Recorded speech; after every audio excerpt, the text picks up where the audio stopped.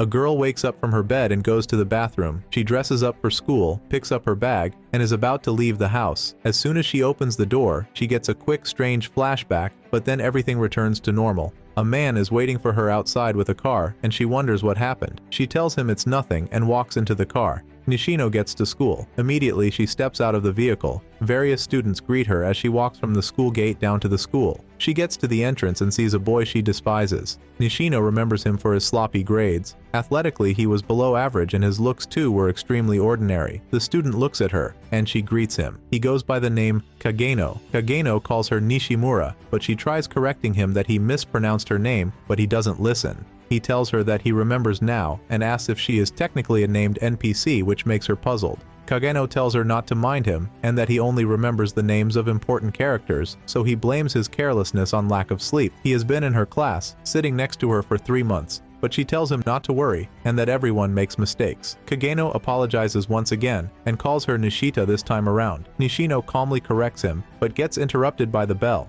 Gino's nonchalant attitude peaks again as he calls her Nishimura, which makes her fed up.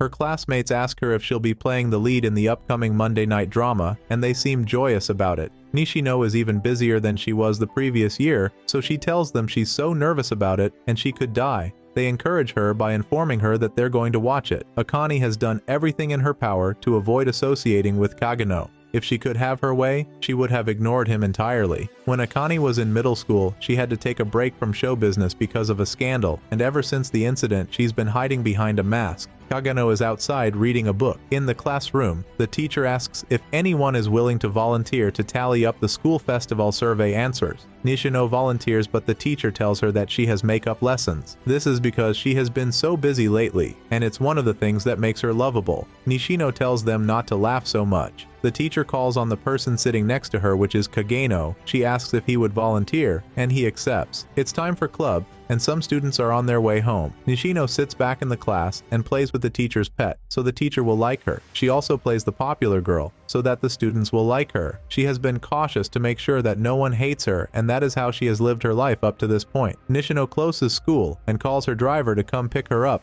but he's not picking, so she decides to walk home. Kagenou sees her from the top of the school's building. Nishino hasn't walked home since the scandal incident. On her way home, she senses an unfamiliar presence but looks around to check. She breathes a sigh of relief and turns back again, only to be faced with a hefty man. The man says her name, and it frightens her. Nishino tries to flee, but a car drives in the direction she is running to and blocks her. A man comes down from the car and sedates her while she's struggling. The last face she sees before her eyes completely close is that of Kagenou. The men put her into the vehicle and drove off. Nishino wakes up in a room with her hands, legs, and mouth tied. She sits up and the kidnappers are sitting right in front of her. They tell her that she shouldn't be wandering the streets alone at night since she's the daughter of the head of the Nishino conglomerate. One of the kidnappers tells her to stay and not try anything as they have sent a ransom note, and once they get their money, she would be free to go. He tells her that it seems like her father has made a lot of enemies, and the other tells him not to say such a thing. Kagenou is outside, preparing something, and the first kidnapper walks up to Nishino, complaining that he finally caught his lucky break and now it's all ruined. He asks her to help him feel a little better, asking for fan service. He tries to start by playing with her mouth, but she resists. He slaps her and tells her it should be an old hat for her, as this is her second time being kidnapped. He talks about how the previous kidnapper was a stalker, and how he plans to give her better memories than him. The man removes her shirt halfway, allowing her bra to be visible, and tells her to stop struggling.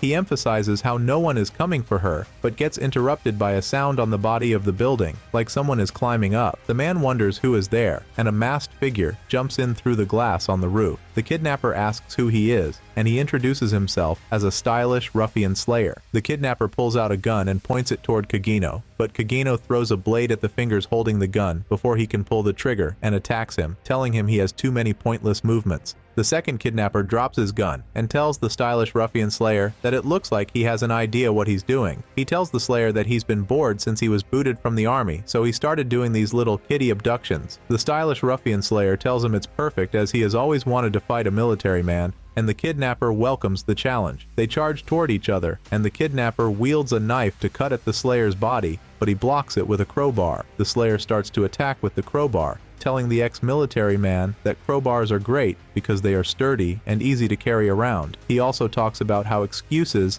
can get anyone with a crowbar out of trouble. He hits away the knife from the hands of the ex-military man, and the ex-military man is forced to fight with his fists. He says the stylish ruffian slayer is a good fighter, but he has a major weakness, which he feels is the fact that he's big enough to crush him. He kicks the chest of the stylish ruffian slayer and tells him that all he has to do is protect his head and he'll be fine. The stylish ruffian slayer tells him that he's right, and at his current level, an ex-military guy is still a bit of a challenge to him. He attacks the ex-military man with the crowbar on his wrist and proceeds to blabber about his love for crowbars. Upon hearing that the slayer beats up bikers after night, he asks if he's the balaclava berserker. The stylish ruffian slayer tells the ex-military man that the bikers started wearing helmets so that it wouldn't kill them if he hit them in the head, and the conclusion he reached was to stop using a crowbar like tonfa because using it like a regular club is more effective. The ex-military man tries to run to grab his gun, but he is denied access to the gun. The stylish ruffian slayer shows him the potential of a crowbar as he continues hitting him. He tells him that the trick is to hit with the heel of the crowbar because it magnifies the shock. He continues to smash him with the crowbar, and blood continues to gush out until he dies. He walks towards the girl and picks up a knife to free her. He tells her to be more careful next time when walking home. Nishino turns her back to question him but doesn't find him. The whole place is arranged and the kidnappers are tied to a column with their guns, completely emptied, sitting by their side. Kagenou knows that this is not good, and if that's how he'll go against an ex-soldier, there's no way he'll be the eminence in the shadows. After this, Nishino called the police and things got pretty hectic, but her dad pulled some strings so the public never found out about what happened. In the end, she never did discuss the true identity of the stylish ruffian slayer. She returns to school the next day and greets everyone normally. Nishino enters the school building and meets Kagenou again. This time, she greets him with a smile on her face and he replies to her. Kagenou calls her name correctly this time around. She gets the feeling that his eyes are looking directly at her. She thinks that Kagenou is like her, and he lives his life by hiding behind a mask, but there's no way for her to know for sure. On the television the next morning, there was news about a city road in Sakurazaka. They say a local high school student, Kagenou Minoru, was hit by a truck and did not survive. The police have determined that the driver was not watching the road and have begun to investigate. Kagenou doesn't remember how it started, but as far back as he can remember, it is what he always wanted to be. Like how everybody dreams of being a hero when they are kids, that's what he wanted to be. He wondered what made him different from the other kids was that his passion was far from a temporary phase, and it kept burning deep and deep inside his heart. It kept driving him forward, and he did everything he could to master every skill he needed to become stronger and at school. He was the stubbornly ordinary, never conspicuous, utterly harmless background character A. But behind the mask, he gave everything to his training, and as everyone around him grew up and forgot about the heroes they dreamed of becoming, he started to feel a little sentimental. He knows he has to overcome the limits. After his death, he meets himself in another world, leading 6 other female heroes who all admire him. He is blessed with a new life in a new world, with magic, and with this new power at his disposal. Kagenou is determined to reach one aim, and it's to be the one in the story who operates from the shadows, showing everyone their greatness. Kagenou doesn't know how long ago it started, but as far back as he can remember, this is always what he wanted to be, the eminence in the shadow. He calls out to Alpha for the report, and she tells him that everything that he said turns out to be true. She had looked at the ancient texts and found a description of what they believed to be the Cult of Diablos, and this was just as he suspected. He tells them that they lurk in the shadows and hunt in the shadows. This is what he wants, and this is how he will finally become the eminence in shadow. Kagenou Minro's journey as a high schooler was cut short during his last summer, and he was reincarnated into another world. When he was born, his mother noticed something was wrong. As for a newborn baby, he didn't cry and was instead awfully quiet. When he noticed the situation, he started to fake a cry. He has no idea how or why this happened, but it's just a minor detail. He notices that the air is filled with magical energy, and in his past life, magic was the stuff of dreams and fairy tales, but now he can claim this overwhelming power for himself. Kagenou was reborn as the son of Baron Kagenou, an aristocrat living out in the boonies. For generations, his family has pumped out dark knights, fencers that enhance their abilities using magic. This makes everyone have high hopes for the Kagenou heir, who is not him. He is hidden in the shadow of his abundantly talented elder sister, and he grew up as an average, ordinary dark knight. in training background character A. Under that exterior, at night he fights bandits, slicing up their bodies and collecting money and valuables from them using a slime sword. The slime sword is on his hand and can morph into any shape or weapon. Another person tries to attack him from behind and they spar against each other. The man says he's a Bushinryu master and he slices Kagenou's chest, but it doesn't affect him because of the slime bodysuit. The slime bodysuit morphs into a long-range weapon that kills the Bushinryu master. He finally avenges his caravan friends, telling them that he'll make good use of the gifts they left behind. Kagenou notices a cage amongst the things left behind. Inside it is a weird-looking animal that is not a corpse. The creature rots even though it is still alive, meaning it's possessed. A spark occurs, and he remembers the wavelength since he has felt it before. Cid describes it as a magical overload. He takes the monster with him and keeps it in a bigger confinement. He starts shooting it up with magic, trying all kinds of things that didn't work in a period of exhilarating experimentation. A month later, he succeeds in containing the magical overload. A female elf is formed. He wonders what to do, as this is his first appearance as the Eminence in Shadow. Cid keeps calm and informs the elf when she wakes up that he has broken the curse that was gnawing her away. She asks him what curse it was, and he informs her. He tells her about the fairy tale recorded in the scriptures, about 3 heroes who defeated the demon Diablos and saved the world. Cid tells her that the story is true, and the demon, with his dying breath, casts a curse, and that is what turned her into a rotten lump of flesh. He tries telling her the name, but changes his mind. The Cult of Diablos is a group of zealots who are plotting to revive the great demon. They never come out in the light of day, and his mission is to remain in the shadows and put an end to their evil schemes. He introduces himself to her as Shadow. He tells her his path is not an easy one, but he must fulfill his mission. He asks if she's prepared to walk the path with him, and as someone who has lost everything and was saved by him, she gives him her life. He made the whole thing up, and they'll be against government leaders and stuff. She tells him that they'll need to find the other hero descendants and take them under their wing, strengthening their base of operations. He names her Alpha, and their organization will be called Shadow Garden. 3 years after this, he is now a 38-year-old ordinary Dark Knight in training, practicing with his sister. She tells him to continue practicing on his own, as she's preparing for her farewell party. He is stronger now, but decides to play the role of the background character A, so he has to be ready for the day he knows will come. When nobles turn 15, they start attending Midgar Academy for Dark Knights in the royal capital.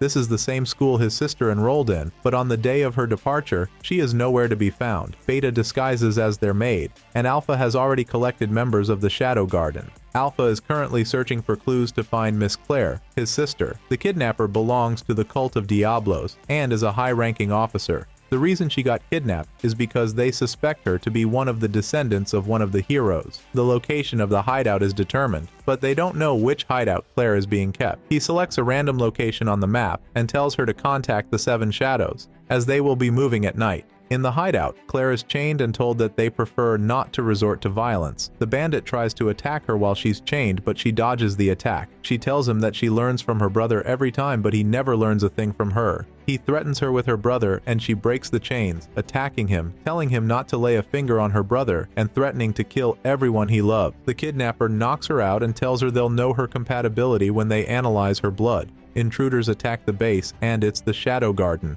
All of the guards have been killed, leaving only the man who fought Claire earlier. Alpha cuts his chest but doesn't kill him so that she can get information out of him. The man takes a pill that improves his power, and he uses it to escape. Outside his escape route, he meets the demon Shadow, who completely overwhelms him. The man upgrades his power again to fight Shadow, but Shadow defeats him with an enormous magical energy. Alpha and the Shadow Garden bid him goodbye. According to Alpha and the girl's story, the Cult of Diablos is an enormous organization that runs on a global scale. They say something about having to fight against it, and then they scatter to the 4 winds. Kagenou feels that what they meant is that the cult doesn't exist. As they get older, they lose interest in what they like. He recalls the things he did in his previous world, and says that he doesn't mind being the last person in the world who doesn't change goals. He will keep striving to be the Eminence in Shadow. Kagenou comes down from a train and is at the royal capital of the Midgar Kingdom. The royal capital is the Midgar Kingdom is a giant metropolis with a population of more than 1 million citizens. At the age of 15, Cid enrolled in the same school as his sister, the Midgar Academy for Dark Knight. Midgar Academy is a super prestigious institution where promising students from inside and outside the kingdom gather for instruction. It's a medieval-style hierarchical society, so he still managed to get in, even though he's just background character A. For his friends, he selected Trueborn, dyed-in-the-wool background characters called Skell and Poe.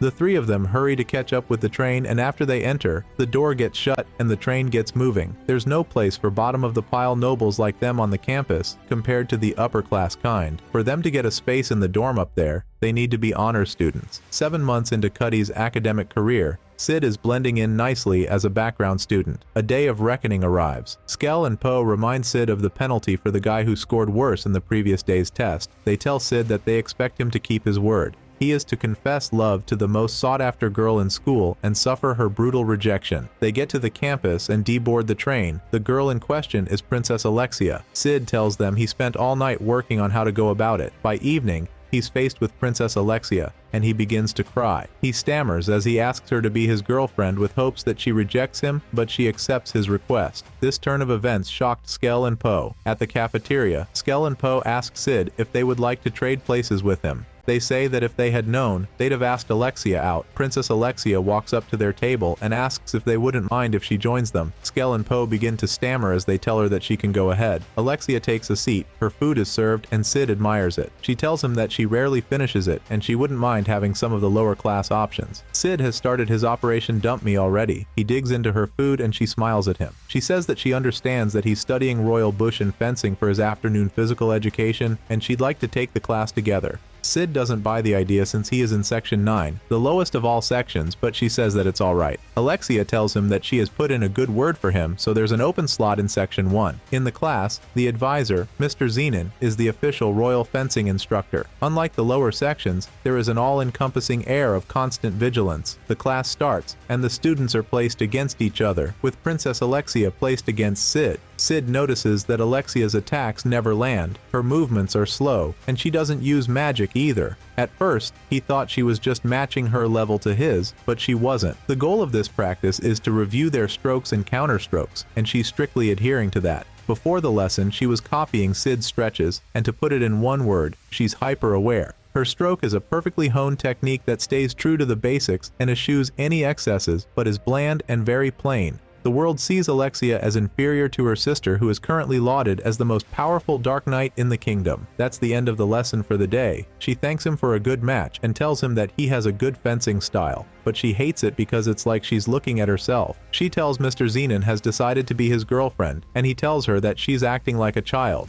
He scolds her by telling her that she can't keep running away forever. Alexia retorts by telling him that she's just a child and can't understand those grown-up problems. He tells her that it hasn't been made public yet, but they are still betrothed. Alexia corrects him by saying that he's only a candidate. Cid gets it now and decides to blend into the background for now and just ride out the main character tier event. Cid tells Alexia that she doesn't want to get engaged to Mr. Zenon. She needs a pasty to help her get out of it, and that's why she chose a low-class aristocrat like him, whom she could control easily. He asks her if he's right, and she tells him he is. He tells her that he's sorry, but he doesn't want to attract more attention, and he's not interested in getting mixed up in her problems. Alexia says that he is cold. She tells him that she found out the reason he confessed through his friends. She blackmails him by using the student body as a reason. Alexia tells him that she will allow him to carry on with this boyfriend act, and that he can stop after Mr. Zenon gives up on her. She says that she just needs to buy some time, and she'll take care of him herself, but Cid tells her that he doesn't see it ending well. She tosses a coin towards him, and he asks her if he strikes as the kind of man that can be bought with money. She says he does. He tells her she's right, and he goes for the coins. Cid's allowance from his parents is not enough to fund his eminence in shadow operations, and he can't afford to let this chance slip by. So he acts like a dog and continues to fetch the coins. Cid decides to continue his romantic relationship with Alexia with the hope of people getting used to the fact and not making him draw attention. Mr. Zenon opts for the wait-and-see approach. On their way back, on the train, Alexia complains about Mr. Zenon. She is prudent in public, but a whirlwind of insults and spite behind closed doors.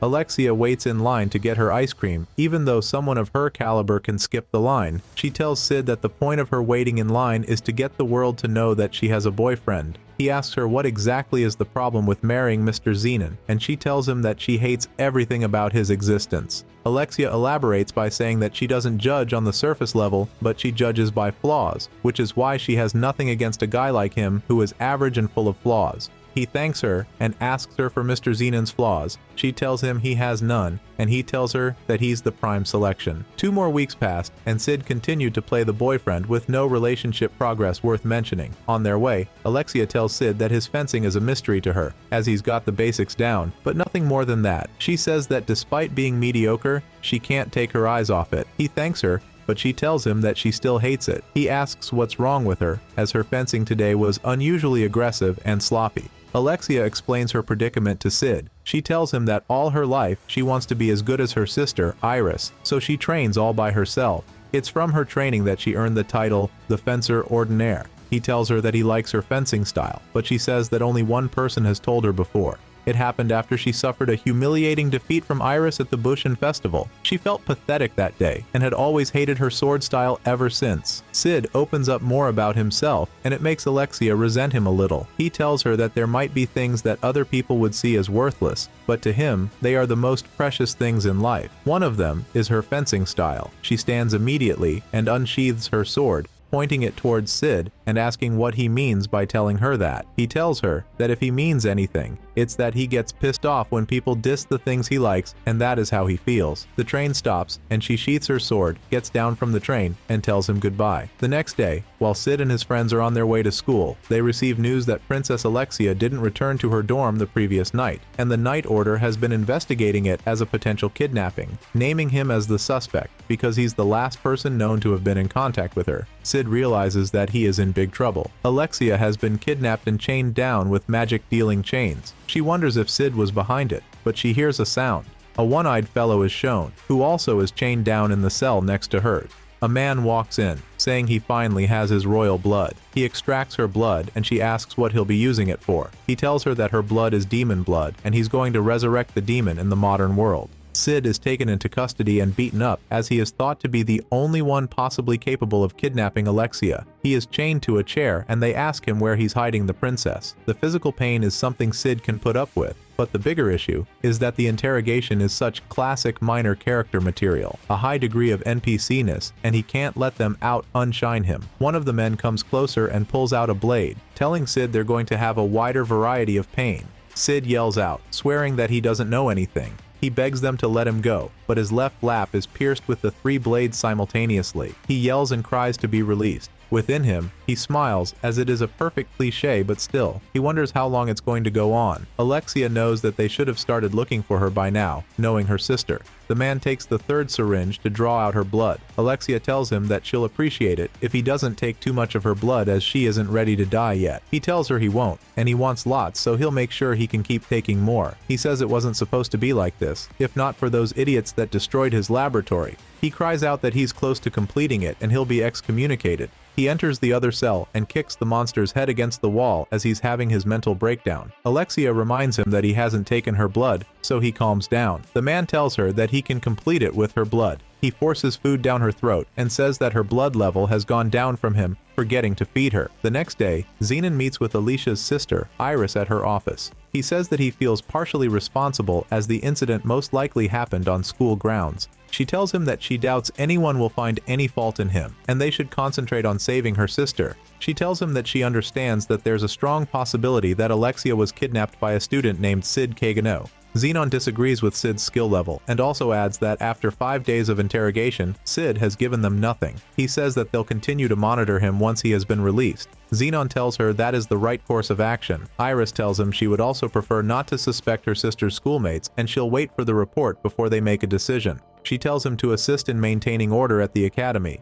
Zenon says that the students are under lockdown. Claire is being held back by 2 other girls as she struggles to try and save her brother. They tell her to calm down and remind her that she isn't allowed to leave her dorm. Iris remembers back then, when crossing swords was all it took for her and Alexia to understand each other. But now, she doesn't even know the last time they talked. Claire continues to struggle to find a way to save her brother. Cid is released at night and thrown in front of the school while he's wearing just his underwear. He takes the next train to the dorm. He could heal his wounds easily, but that wouldn't be a very background character thing to do. He notices the people tracing him. After getting down from the train, Alpha helps him take care of them and waits for him in his dorm. Alpha tells him that she heard he had gotten in some sort of trouble, so she decided to come back. She says that they're making progress on their investigation of the cult and increasing their organization's influence. He lies down on his bed, and Alpha reminds him of the position he is in. She explains to him that he's going to be blamed for the crime with the way things are going. She tells him that they can't trust the Knight's Order and that it was the cult that kidnapped the princess. She tells him that the royal family has a higher concentration of heroes' blood in their veins. Alpha tells him that she doesn't know why he was cultivating a romantic relationship with the princess, and he tells her that he doesn't think any romantic relationship was cultivated. She tells him to trust them more from now on, and once the case is solved, he owes her some tuna king. She changes to her battlesuit and tells him to lie low for a while, as she'll send word when they are ready. Claire still struggles for a way to save her brother. Cid finally completes his Eminence in Shadow collection from the money he got from hunting bandits and looting. He waits till it's night. Reports reach him that all personnel have been gathered in the royal capital under Alpha's orders, totaling 114 in number. Cid wonders how they were able to come up with this number. They plan to launch simultaneous attacks in all the Fenrir sect hideouts of the Diablos cult, scattered throughout the capital. They also plan on searching for traces of Princess Alexia's magic, and take her into custody once they find her. Gamma is in charge of general command. Lady Alpha leads the troops on site. Epsilon is in charge of rear support, while Delta will lead the vanguard and signal the start of the operation. Cid decides that he'll be playing the prelude. Two guards frame Cid for the kidnapping. As he descends the stairs, they throw Alexia's boot at him and ask him where he got it from. They tell him that he's under arrest and he should not try to resist. They turn around and discover that their lookouts are dead. The two of them turn back and get eliminated. The mission begins. Princess Iris dispatches soldiers to where the chaos is and goes to the front line herself. She wonders where her sister is. The scientist, after hearing the noise above ground, knows that they're coming for him. Alexia tells him that the Night Order does not kill unless they need to. The scientist doesn't care about the Knights. He yells about how he'll murder them, so he carries a big syringe loaded with Alicia's blood and injects it into the prototype monster in the other cell. He tells the monster to give them a taste of Diablo. Immediately the monster is injected. It grows extremely big and kills the scientist. The monster breaks the chains holding Alexia, giving her a chance to escape. It breaks up underground, causing unrest in the city. On Alexia's way out, she meets Zenon, who tells her he can't have her running out. She wonders what he's doing here, and he replies that it's his facility. He tells her that with her blood and this research, he'll be guaranteed the 12th seat in the rounds. He can say goodbye to the ridiculous post as a sword instructor. The 12 highest-ranking knights in the order come with money and fame that doesn't even compare to what Zenon has now. He says he would have gone for her sister, but he just has to settle for her. Alexia attacks him with a sword she picked up earlier, and he blocks her attacks. She upgrades her attack, but he shows her the difference between her and a knight of rounds. A man clad in the purest black walks in, introducing himself as Shadow. A man clad in the purest black walks in. Zenon thinks he's a stray dog that has been snapping at the cult lately, and the man introduces himself as Shadow, who lurks in the shadows to hunt the shadows. Zenon tells Shadow that he seems to have gotten his head swollen after crushing a few of their smaller facilities. He tells him that none of the cult's core members was near any of those bases. He insults the Shadow Garden for going after their minions. Zenon tries to make Shadow worried by declaring the presence of a core cult member. He says that he'll hunt down the garden and declares himself the future 12th seed of rounds. He draws his sword and attacks Shadow, but Shadow evades the attack. Shadow asks Zenon who the core cult member is. The released monster goes around the city, causing chaos and killing soldiers. It regenerates immediately from any damage dealt to it. The soldiers are determined to do whatever it takes to keep the monster within their vicinity and not let it stray out. They are told not to worry about damaging buildings, as they have been permitted to go all out. Iris jumps down from the roof of a building and slices the shoulder of the monster. It automatically heals itself and goes on to attack her. She prepares a large attack that she uses to cut off its hands. She uses the same type of attack to cut off its second hand and throws it towards the wall. It regenerates both hands, and it makes Iris change her tactics into dicing it into smaller pieces. She launches multiple attacks on the monster to cut it into bits, but Alpha appears in front of her and tells her that she's only making the thing suffer. The monster tries to crush Alpha, but she leaps into the sky and cuts the monster into two. A female human is spotted by the monster. Alpha tells Iris to sit back and enjoy the show. She introduces her sect as the Shadow Garden and warns Isis to stay out of their way. She walks off with the human while Iris wonders where Alexia is. Shadow and Zenon continue to go against each other, and Zenon upgrades. He tells Shadow that he'll show him the power behind a future night of rounds. With his huge magical energy,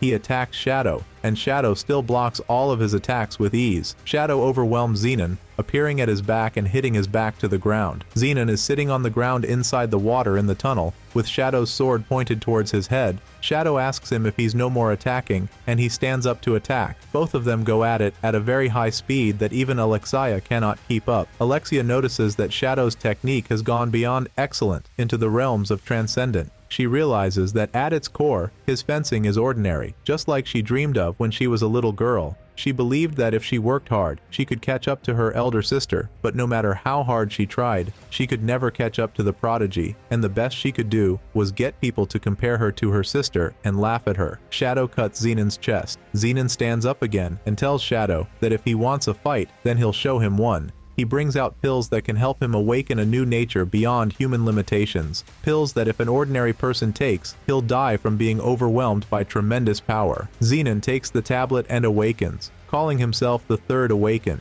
He tells Shadow that those who can control the power are the real chosen ones, and the ones ready to join the rounds. He attacks Shadow and says that he wants to show him the almighty power. Shadow tells him not to claim almighty if that's the best he can do. Shadow tells Zenon that he is blaspheming against the almighty. He beats awakened Zenon to a pulp and tells him that there's no rede to almightiness for those using borrowed strength. He seals them both in a cage of magic, and the magic is so strong that Zenon says a single person can't do sort, and tells Zenon to let the true meaning of almighty be carved into his soul. He says that this is his almighty power. Just like an atomic bomb, he blows up everywhere from underground. Alexia is safe from the radius of the impact. She picks up a sword from the floor and points it upwards. Iris finds her there and runs towards her. She hugs her sister and tells her that she's glad she's alright. It seems like there's more to the plot than meets the eye, but as far as the public is concerned, the case has been solved. Alexia reminds Cid that he told her that he likes her fencing style. She tells him that it may be a little late to say it, but she thanks him as she has finally learned to like her sword style. He's about to head out, but she tells him to wait. She says that since they've been pretending to be a couple for a while and Zenon got killed during the incident, she asks if they could keep the relationship going a little longer if he's interested. He smiles and turns her down. Later that day, massive amounts of blood were discovered behind the school building, where both of them were talking, but nobody was found in the vicinity. This incident would eventually go on to become one of the school's 7 mysteries, the bodiless murder. The cult facility where Alexia was being held was destroyed by Lord Shadow. Zenon Griffey evaporated without a trace. Shadow Garden currently has a problem with an imposter group, fools who call themselves Shadow Garden. Iris puts together a new investigation team as the Night Order is not to be trusted anymore, because the kingdom's most renowned sword instructor was an adherent of the Cult of Diablos. Glenn and Marco are the men Iris trusts with all her heart, and she tells them that she would like them to be a part of the investigation team. The only clue they have is a flower-looking object, and they have to find someone to decipher it. An unknown man is killed by the Shadow Garden imposters. Skell and Poe ask Cid how things went with Alexia. He tells them that they broke up, and that was it. Poe asks him if he didn't smooch, and he denies doing such. Skell tells Cid that he's hopeless, and since he's such a wimp, he knows of a place of business that can help. He says he's talking about Mitsugoshi, the place everyone is talking about that sells all kinds of stuff no one has ever seen before. Skell tells Cid about Mitsugoshi's tasty chocolate, and Poe gets what he's getting at.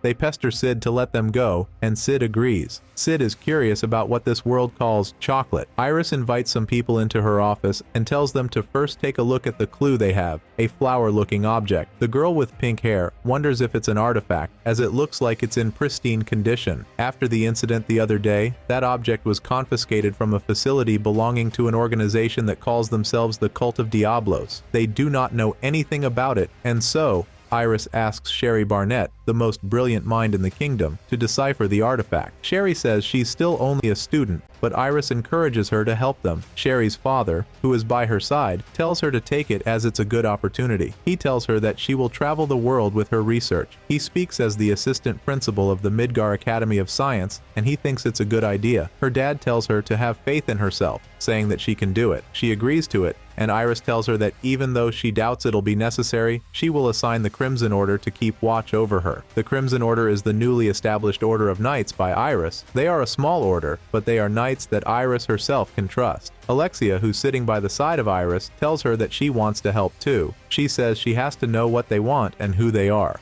Iris agrees, but first makes her promise that she'll stay out of danger. The current wait time for the newly opened place of business is 80 minutes. The three boys are the last in the queue. They wonder what they'll do, and they believe they can make it back to the dorm before curfew. Poe says that there are rumors about a killer going around after dark, and Skell calls him stupid. Skell reminds him that they have 3 Dark Knights in their team. Inside the place of business is a fancy architecture that looks modern, reminding Cid of his past life. Everyone in the line is in the upper class, and Cid couldn't feel more out of place. The announcer meets with the boys and asks them if they would be interested in taking a survey. Skell and Poe are excited that they'll be taking a survey, but the survey isn't for them. Rather, it's for Cid. Cid is taken into the store, and it's just like the one from his old life. The store has chocolate and coffee. The girl takes him up the stairs and into another room where he meets Gamma and the girls. Gamma tells him that they have long awaited his arrival at their establishment. She recreated this establishment with memories from the things he always told them. Cid remembers how he used to tell them random things from his old life that he called the wisdom of the shadows. He wonders if Gam can get exactly what he meant. Gamma is smart enough to be called the smartest of the 7 shadows, but probably has no athletic ability. Cid sits on the throne, and the other ladies bow to him. He is treated like a king. Cid wonders how Gamma managed to build something this expensive. They currently have franchises in the major cities in and outside the kingdom, and are using a mail order system to expand their influence to more remote regions for the organization. They have approximately 1 billion zeni at their immediate disposal. Cid is surprised that Gamma used his knowledge to build all this without him, and made a crap ton of money. She says that she believes she knows why he has honored them with his presence. She believes it's about the current killings happening at the royal capital. The fool who claims to be Shadow Garden. She says that they are currently investigating the situation, but have yet to apprehend the perpetrators. Gamma swears that they'll put an end to their misdeeds. Cid remembers Poe and Skell saying something about a killer, and tells the girls that he will get back to them. Gamma praises her master for his wisdom. Gamma introduces Nu to him as one of the newest members whom Lady Alpha acknowledges. She tells him to use her as he fits. Cid tells them that he'll call if he needs her and is on his way out. He turns back and says he'd like to buy some chocolate. He asks for 3 of their cheapest packages, but Gamma gives them the ones with the highest quality. The boys run back to the dorm as they have almost missed curfew. Cid can't believe that Alexia would go around killing people indiscriminately. He guesses she has finally lost it. She never made sense before, and he wonders what would make her do these things. He notices something and stops running. He excuses himself from his friends and tells them to leave him behind.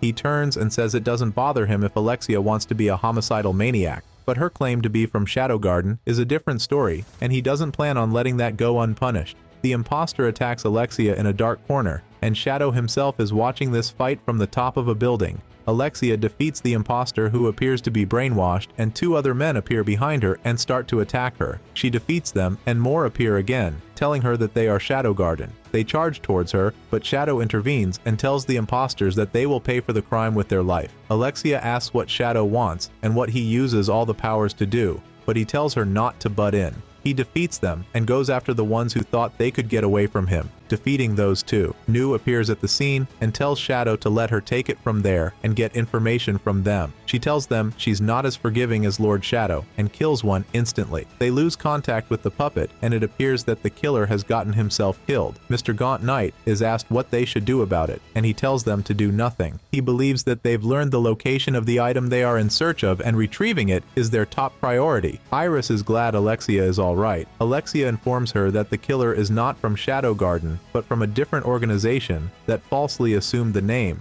Iris met someone from Shadow Garden when she was defending the royal capital from the simultaneous attacks called Alpha. The other reports have all confirmed what Alexia is saying, as they possess enormous combat power. Alexia tells her that Shadow is fighting against the Cult of Diablos, and that is their best lead. They hope to find something when the artifact is deciphered. Iris says that both the Cult of Diablos and Shadow Garden are her enemies, and she wouldn't allow anyone to wreak havoc in her kingdom. After Skell and Poe promised not to let anyone know that Cid didn't come back to the dorm the previous night, rumors started to fly around about Cid and the poop. They ask if he brought the chocolate from the previous night along with him, and he says he did, making them begin operation as a gift giver. They go around using the chocolate to ask ladies out, and even Skell asks an upper-class woman out. Her boyfriend comes out and bullies Skell away. Sherry walks into the library with her books and sits near Cid. Cid stands up and takes his leave but walks back to check what she is reading. Sherry says the code is more like the one her mother was researching. Cid drops the box of chocolate on her book and tells her that she can have it, and he walks away. She remembers Cid's face as he's the one who picked her up with her books when she fell. Her father walks in and meets her with the chocolate. He tells her what it is, and she says a boy gave it to her. He tells her that it must be love at first sight and asks what would be her reply. He tells her that her research is more important, but she also needs to learn how to interact with others since that's what school is for. Her father continues coughing, and he tells her that he'll be fine. Sherry remembers what her dad told her about the chocolate being a present. She picks one and puts it in her mouth. Cid walks into the school with one of his girls walking behind him. She masks herself in another appearance that she borrowed. They sit down together, and she tells him about the man in black they apprehended the previous night. She says it's as expected. A powerful brainwashing had destroyed his mind. She explains that it's a result of a shared trait of the Cult of Diablos vanguard, the third children. She concludes by saying that no matter what she tried, it was impossible to squeeze any information out of him. The girl tells Cid that his costume was made through black market channels. Cid is holding a flyer in the Bushin Festival student preliminaries. He remembers his conversation with Skell and Poe regarding it and how Skell signed him up. Poe currently has an injury on his leg, requiring him to use crutches. He says he wanted to enter too, but it's not possible with his injuries. Cid tells them he wouldn't do it, and Skell asks why not. Skell suggests that he can get girls if he fights in the tournament. Poe also tells him that if he attracts too many girls, he could send some their way, and this makes Cid punch them in the gut. The Cult of Diablos takes orphans with magical aptitude and the children of poor families and administers drugs and brainwashing to create the children of Diablos. The cult has been doing this for many years, and Nu suspects the cult's goal is to use the name of Shadow Garden to lure them out of hiding. She informs him that they recently confirmed the presence of a first child in the royal capital called Rex. This one has maintained his sense of self-discipline despite being one of the children. She says that if they are deploying named children to the royal capital, then it's clear that they have some other purpose in mind. Cid says that considering the fundamental goal, he might not be the one who set the stage, but there are ways for him to deal with this. He stands up and greets Nu goodbye. Nu feels that in any of the circumstances, Cid always leads them straight to the best solution. She believes that he has an answer from the start and hails him for his wisdom of the shadows. Life at school is the life Nu would be living if she didn't get turned into a monster, but she'd rather have it this way than live her life never knowing the truth. The Bushin Festival begins, and Cid Kagenou wins the first round. Princess Iris has always had her eye on her, and people wonder how well she'll do against Student Council President Rose. Skell already bet all he had on the sure winner of the first match, and he lost the bet. He'll be eating nothing but bread crusts until the end of the month. The next match is between the Student Council President, Miss Rose Oriana, against Cid. Princess Rose Oriana is the princess of the Oriana Kingdom, a land of art and culture. Rose is the best swordswoman in the academy, the textbook definition of a named character. Cid says that one must be grateful for such good fortune, as his opponent is unparalleled in skill and unsurpassed in popularity, that there's not a single spectator cheering for him. They both draw out their swords, and Cid tells himself that now is the time to reveal the 48 master techniques he has honed through his long and arduous training. The match starts, and they both charge against each other. Cid throws a red substance in his mouth just about when Rose's sword hits him. He spins around in perfection, calling his technique the Bloody Tornado, an unsightly defeat in the first round of the preliminaries. Cid calls himself the perfect bit character. As they are about to declare Rose the winner, he says not yet done, and he can't let it be over. He coughs out blood, and the judge asks if he can still fight. Rose takes her stance and tells the judge that there's still fire in his eyes. Cid stands up and thanks her. He says he still has 47 background character techniques to show off. They charge against each other again, and she hits him. Cid spins off again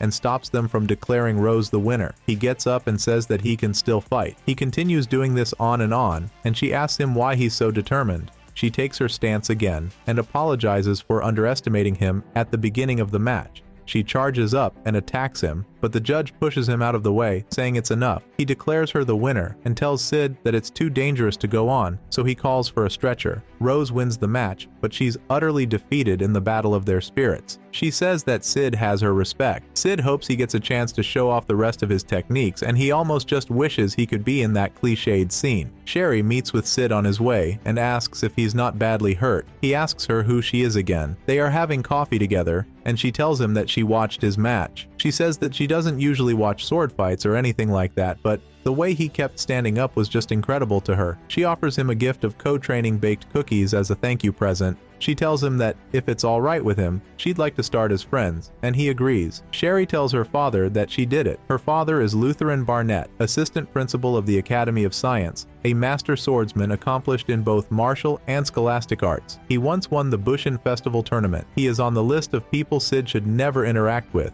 if he wants to remain as obscure as possible. Cid realizes that she is Sherry Barnett, an unquestionably named character. Cid has always figured he wouldn't come into contact with students from the Science Academy, but he was careless this time. Lutheran sits with them on the table and tells Cid that Sherry is very diligent in her research. He says that she's currently absorbed in a project researching an artifact for the Knight's Order, and that's probably why she has no real friends. He tells Cid that she seems carefree now, but she has been through a lot, and he asks that he be good to her. Cid plans to use his injuries as an excuse to stay at home for a few days and give them some distance. Back at the Bushin Festival, the favorite to win forfeited the match because of a horoscope. Sherry is back at home in her room, and she wonders what's wrong with her. She thinks about visiting Cid since he said something about him visiting the doctor on his way home earlier. Sherry Barnett is a second-year student at the Academy of Science, and she meets with Alexia, who offers her coffee. Alexia tries to guess the reason why Sherry has come to see her, asking if it's about her artifact analysis. Sherry says it isn't, and Alexia asks if it's about the student council election schedule, but Sherry says there's something she'd like to ask Alexia. She says she was wondering if she was romantically involved with anyone. Sherry talks about Alexia's relationship with Cid Kagenou and wonders if the two of them are still dating.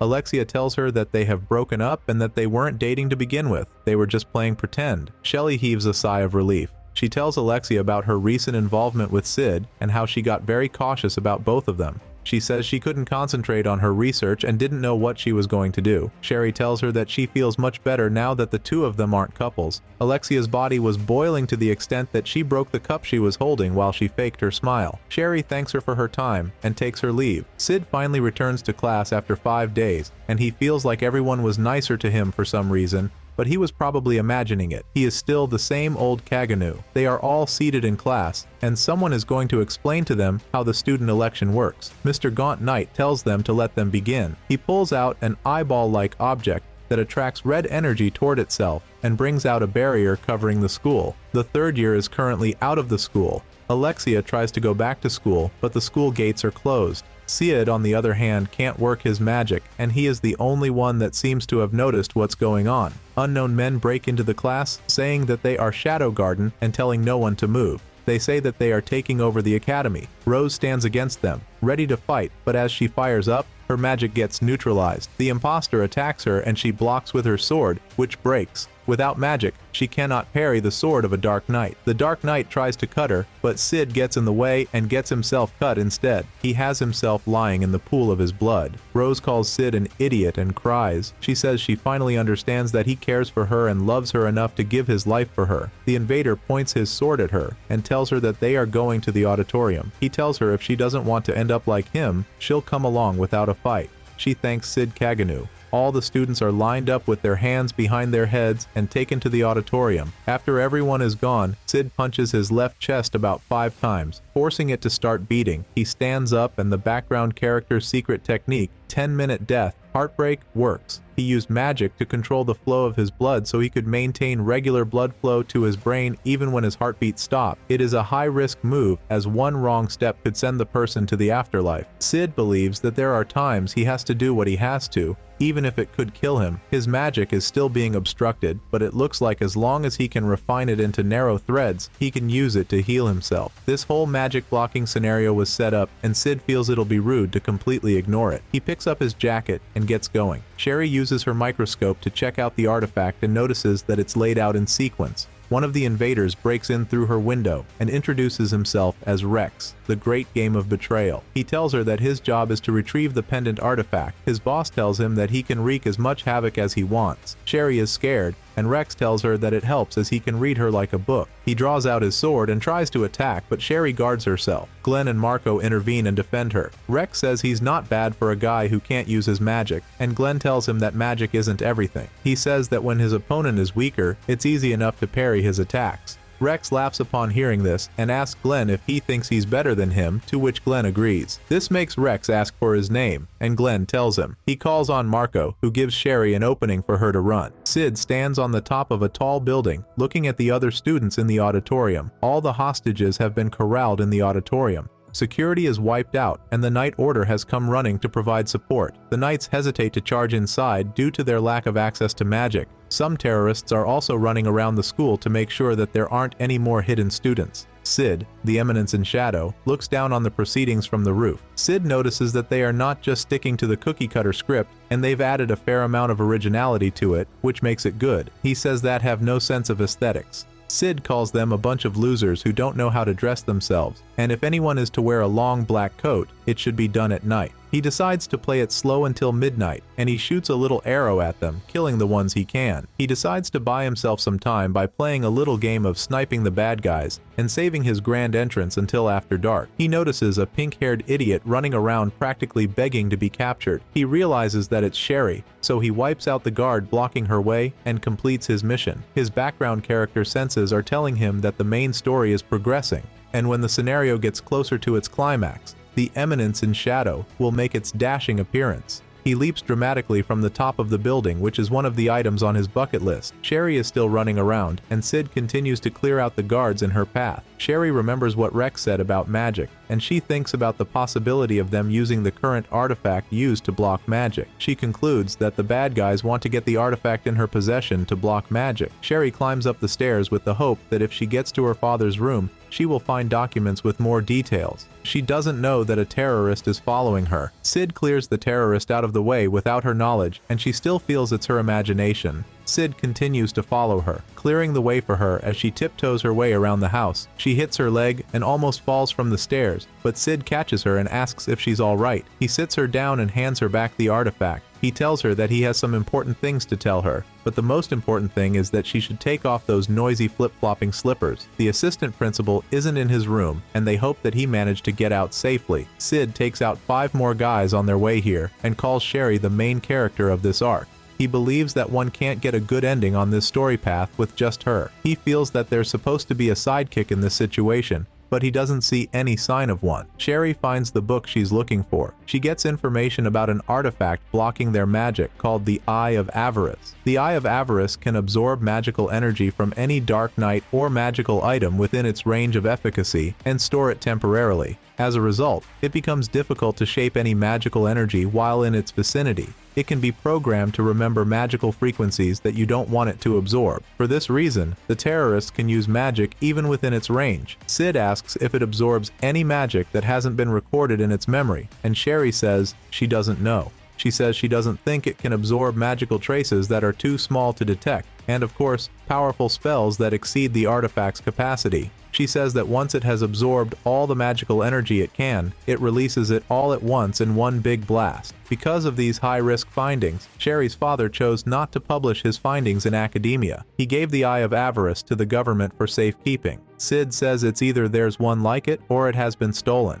He asks if there's a way to fight it, and she affirms they can fight it with the artifact in her hand. Shelley says it's the control unit for the Eye of Avarice, and she has finally figured it out. Originally, the Eye of Avarice was supposed to be used with this one as an artifact for long-term magical storage. She says that when she finishes decoding the artifact, she'll head to the auditorium through the basement. All the Academy's facilities are connected via a series of hidden tunnels to use as an escape route in the event of an emergency. Sherry feels that if she can activate the artifact and get it close to the Eye of Avarice, it should stop the eye from functioning. This is a much more decent plan than Cid had expected, but the last part is a little weak. The plan should give him a chance to wreak some havoc as Shadow. Sherry has a problem. She left all the tools she needs to fine-tune the artifact back in her study. Cid offers to go get them. Rex says that their takeover of the Academy is almost complete. He says that the knights are buzzing around outside, but it's nothing to worry about. Mr. Gaunt Knight asks him why he hasn't retrieved the artifact since he believes that it's with Sherry. Gaunt Knight threatens Rex to go after the artifact. Rex tells Gaunt Knight that someone has taken out their strongest men, and he believes that there's a master fighter hiding somewhere in the school. The two of them suspect the Shadow Garden. Gaunt Knight holds the Eye of Avarice and says his ambitions will finally be realized, and he will be reinstated in the Knight of Rounds. Rex walks down the walkway with 4 guards. 2 of his rear guards get taken down, and as he turns to check, the 2 at his front also get taken out. Rex is exposed and gets attacked by Cid, with the attack being too fast for him to see.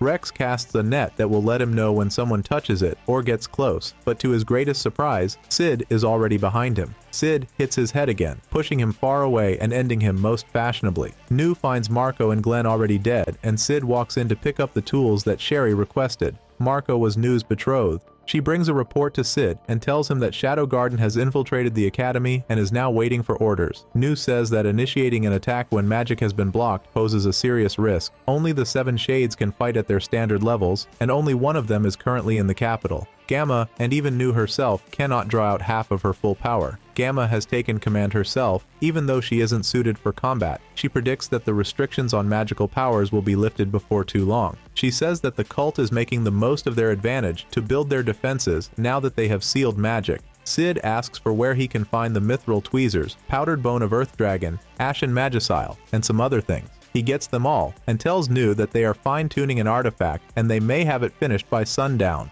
She tells him that they'll be preparing to launch their attack at that time. The knights consider putting the soldiers in front. The effect of the Eye of Avarice would be hard to dispel from the outside, and all of the specialists are being held captive inside the academy, and they can't go through the woods as there are barbed wires everywhere. Contact from outside through the tunnels have been cut off, and they wonder if there's a spy from outside the school. The students are all sorted in the school and can't do anything without their magic. Shelley and Cid are working on a solution regarding the artifact, and they have found a solution. The Eye of Avarice can now be controlled and stopped from shutting all of their magic. Shelley opens up the pathway to the tunnels for them to use. She remembers how her mother was murdered in cold blood at the place where her mother was buried. Her father tells her that her mom was a great researcher, and more than that, she was a great friend. He offers that she comes to stay with him if she's not opposed to it, and gives her as much love and affection as he can for his flesh and blood, and even supports the research her mother left behind. And now it's her turn. She thanks Cid for everything, and he tells her that there's nothing left for him to do, and it's her turn to go save the world, and walks down the tunnel alone. The Gaunt Knight wonders what's taking Rex so long as he's yet to be found. One of the students tries to give the president a signal to move, and she tells him not to because as they are now, they cannot even block bullets, let alone swords. And besides, the dense magical energy emanating from the Gaunt Knight, which is at their front, is on a whole other league. A loud sound is heard, and it's the terrorists, busy playing with their guns and shooting at the students, leaving 3 students injured. Shelley gets to the auditorium and spots the Eye of Avarice with the Gaunt Knight. She turns on the controller with her, which completely neutralizes the effect of the Eye of Avarice.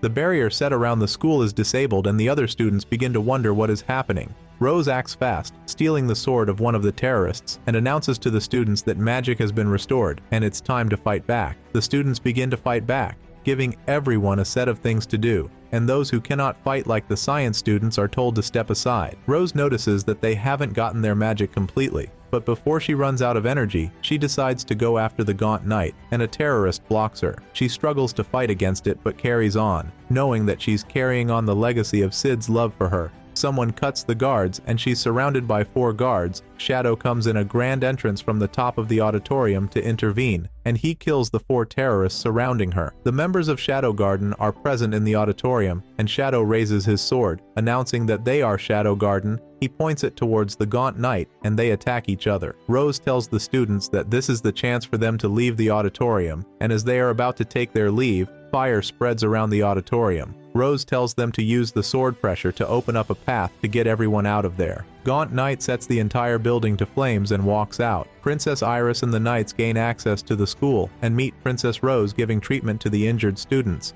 She gives her report of what went on in there, telling her that a mysterious organization appeared and wiped out the terrorists. She says the organization calls themselves Shadow Garden, and the terrorists went by the same name too, making Iris wonder just who they are. Nu has already retrieved all necessary artifacts, and Shelley is stuck in the tunnel which is filled with fire, running around to look for her father. The Gaunt Knight goes to her father's office and sets some of the books ablaze. Cid is sitting by the window. He asks what Gaunt Knight is doing with the costume, and goes on to refer to him as the assistant principal, Lutheran Barnett. Barnett removes his mask and asks Cid how he knew. Cid says that it was just one look, and it was obvious. Barnett tells him that he has a good eye, and Cid asks him if he can ask something just for his reference. He asks why he's doing this, as he doesn't seem the type to be into this sort of thing. Barnett tells him that at a point in his life, before Cid was born, he had reached the top of the sword-fighting world. He tells him that the real peak is much higher than the Bushin Festival, and he doubts Cid would understand any of that. He says he got sick of the fight and glory when he was at the top,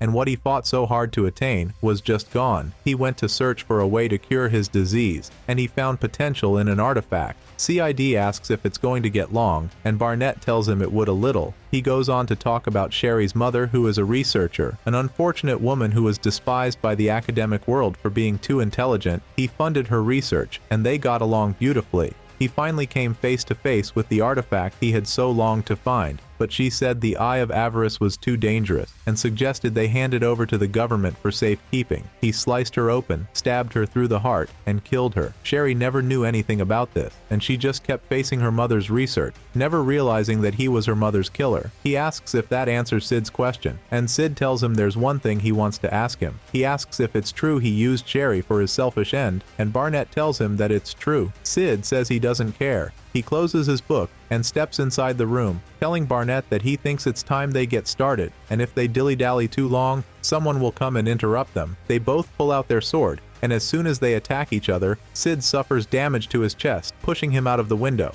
Barnett sheaths his sword, telling Cid goodbye, and as soon as he turns back, Cid asks where he's going when he returns as Shadow. Barnett, who is also a swordsman like Shadow, knows that he's at a disadvantage. He pulls out the Eye of Avarice and tells Cid that it's when the Eye of Avarice is combined with its control that it truly demonstrates its value. He shows Shadow how it works by integrating the Eye of Avarice into himself, automatically curing his sickness and granting him more power said to be far beyond human abilities. He has a go at Shadow, and Shadow matches him squarely and easily. He decides to improve his attack and not go easy on Shadow, but he still isn't able to land a hit on him. Instead, he gets cut in his shoulder. He continues to fight, and Shadow blocks all of his attacks easily. Barnett tells him that no matter how strong he is, it's over for him, as he has made arrangements to ensure that Shadow takes the blame for all that's happened, prepared evidence, testimonies, and witnesses. Shadow sighs and asks him if he thinks a little thing like that means it's over for them. He tells him that his organization was never walking the path of righteousness, but they are not walking the path of evil either.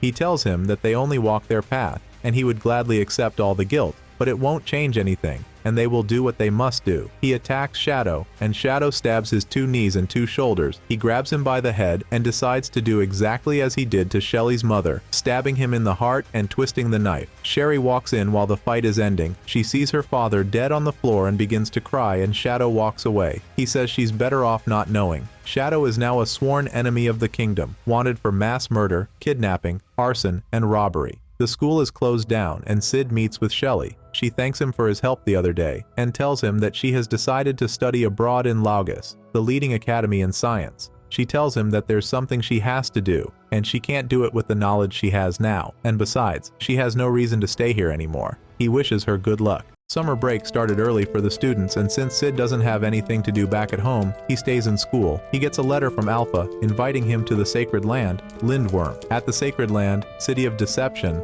Epsilon dresses, and her statue changes from someone without breasts and bums to someone with huge proportions. This is thanks to the magic Shadow taught her when he was teaching her about changing her fate. He tells her to change her fate and take hold of the truth that lurks in the shadow of the world. She swears to Shadow that she'll claim victory over nature. Shadow walks down the tunnel, and a man talks about him. The man calls him the stray dog that has been snapping at the cult as of late. He introduces himself as Shadow, the one who lurks in the shadows, hunts the shadows, and tells them that he will lead the charming young elf to her salvation. This is just a story that Beta is writing, and she says it's too overly dramatic. She decides to go outside and get some fresh air. Epsilon and Beta meet outside the house. She tells Beta that she feels as if Lord Shadow has been looking her way more frequently of late, and she has felt the intense passion of his gaze. Beta says it can't be right, as it's some sort of mistake. Epsilon asks Beta if she has felt the intense passion of Lord Shadow's gaze after all her boobs are bigger. Nu meets both of them and asks what they are doing, and tells them that they have received an order from Lady Alpha. Back at the store, handled by Gamma, the customers are well satisfied with the store, and they keep saying good things about the place. Iris brings Alexia to shop for her trip, and as they begin taking a look at things,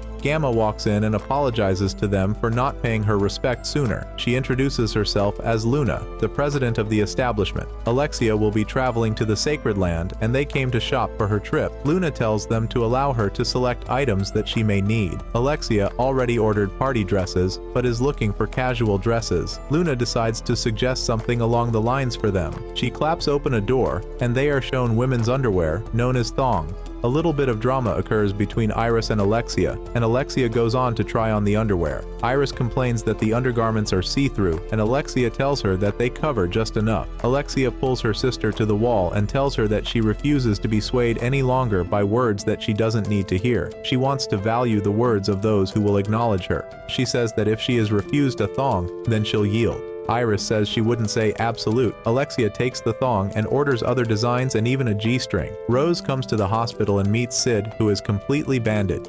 Skell and Poe are also sleeping by his side, and Rose thanks the heavens that he's alive. She goes to him and grabs his hand, telling him that she accepts all of his feelings for her as he gave her life, and now she'll give him her heart. When Cid is completely healed, she hugs him continuously, telling him that he's the one after her heart.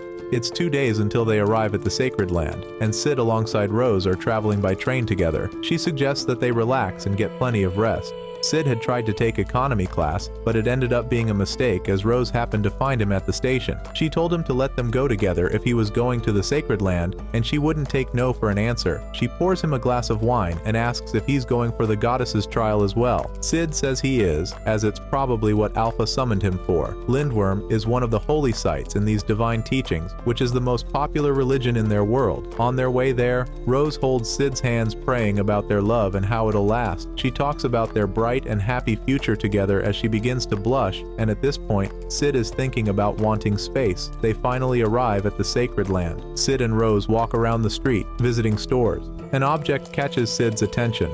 Rose tells him that the legend has it that this is where the hero, Olivier, cut off the left arm of the demon, Diablos. Somewhere within the steep mountains surrounding the Sacred Land are ruins known as the Sanctuary, and it is said that it is where the left arm of Diablos is sealed away. Rose notices her favorite author, Natsume, having a book signing and goes to attend.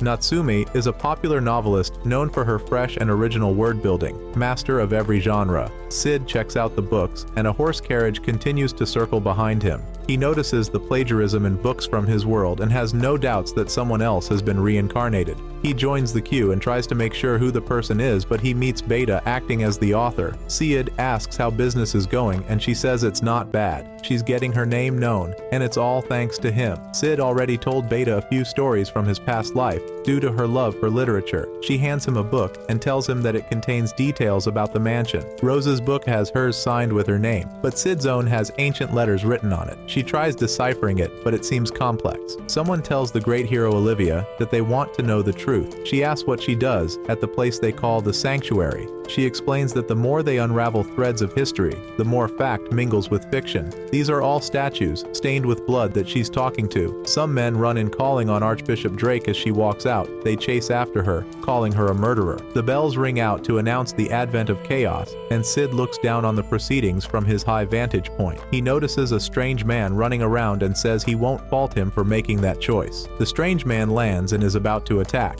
but Cid blocks the attack, and Epsilon launches an attack from the skies, dividing the strange man into 3. Cid says he should expect nothing less from Epsilon the Precise. He asks how the mission is going, and she tells him that the target has been taken out by the cult's executioner. They managed to take out the henchman, and the executioner himself has gone into hiding. She tells him that they are moving to Plan B, and they are prepared for the consequences. Cid tells Epsilon not to fail him.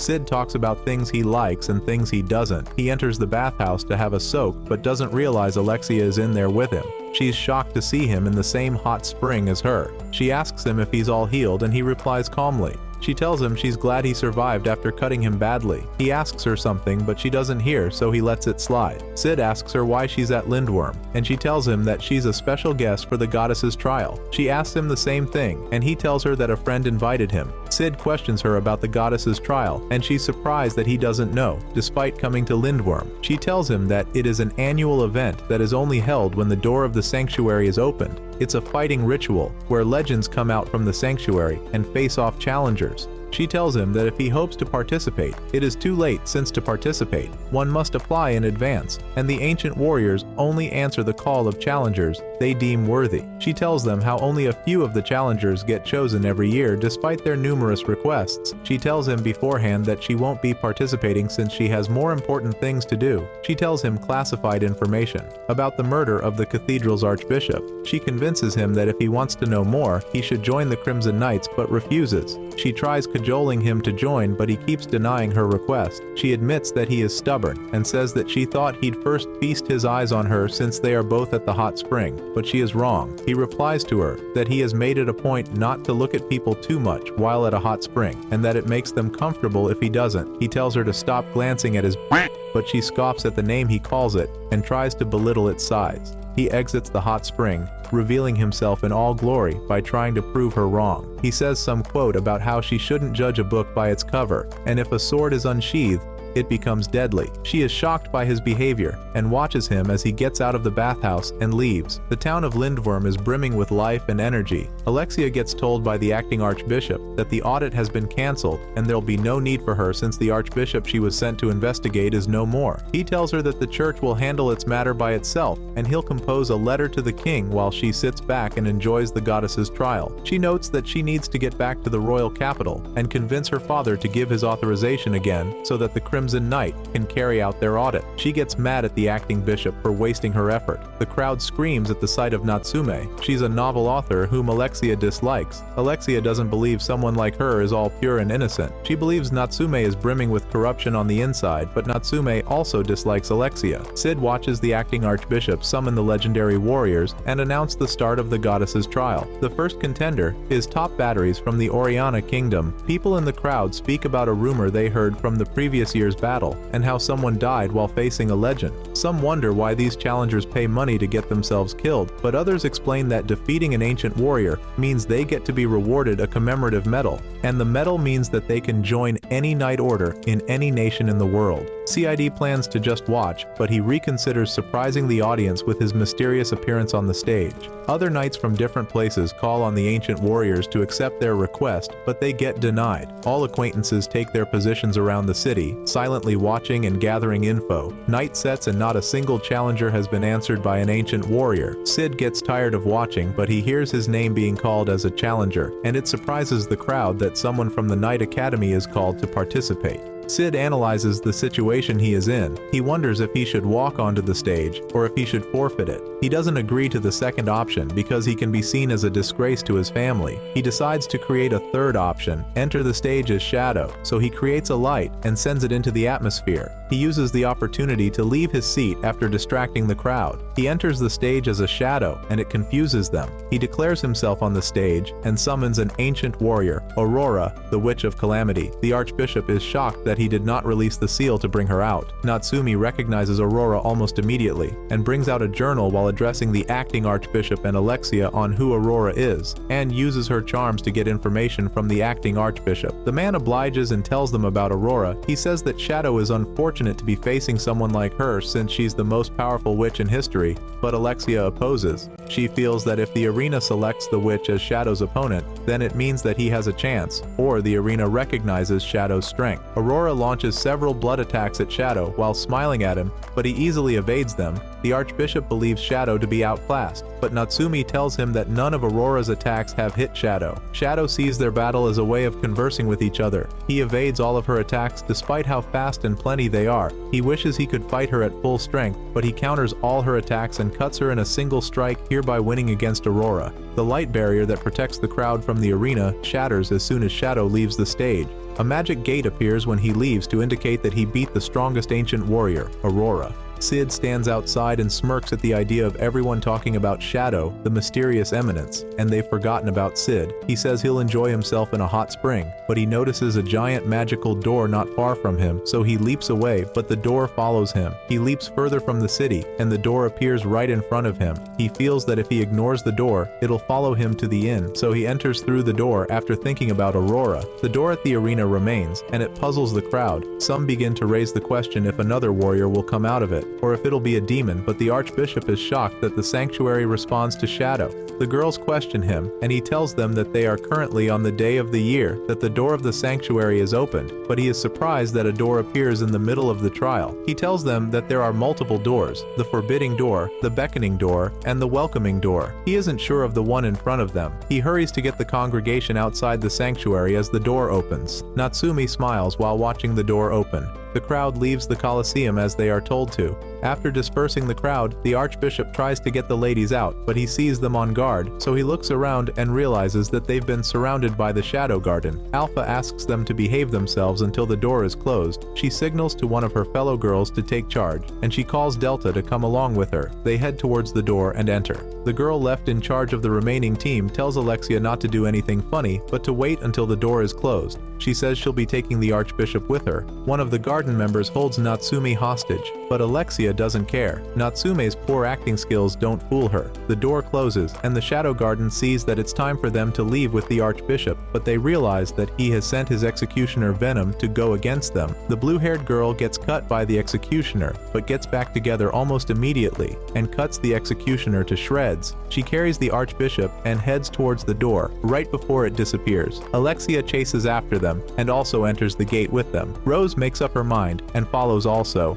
The door appears in another location and drops the girls on Natsume. They get spotted almost immediately by the Shadow Garden. Alexia gives a flimsy excuse of how she ended up with them, and Alpha leaves her to do as she pleases. They see that they are in the sanctuary. Alpha explains that this place contains the left hand of the demon lord Diablo, who was defeated by the hero Olivier. Alpha tells them that their goal is to find out about the original Cult of Diablo. She says that the history the people of Lindworm know of has been edited, and that the hero Olivier is a woman. She reveals her face, and it is the same as the hero Olivier. She tells them that they know the true purpose of the cult and why it was created. The Archbishop calls her a possessed elf and declares that she should have died since she wasn't compatible, and this confirms the Shadow Garden's suspicion about the church. Alpha opens the door that holds the history of Lindworm with magic, revealing the real Olivier beside Alpha. Alpha welcomes them into the land of fairy tales and disappears. Cid opens a door and enters a very bright room. He sees Aurora and greets her casually.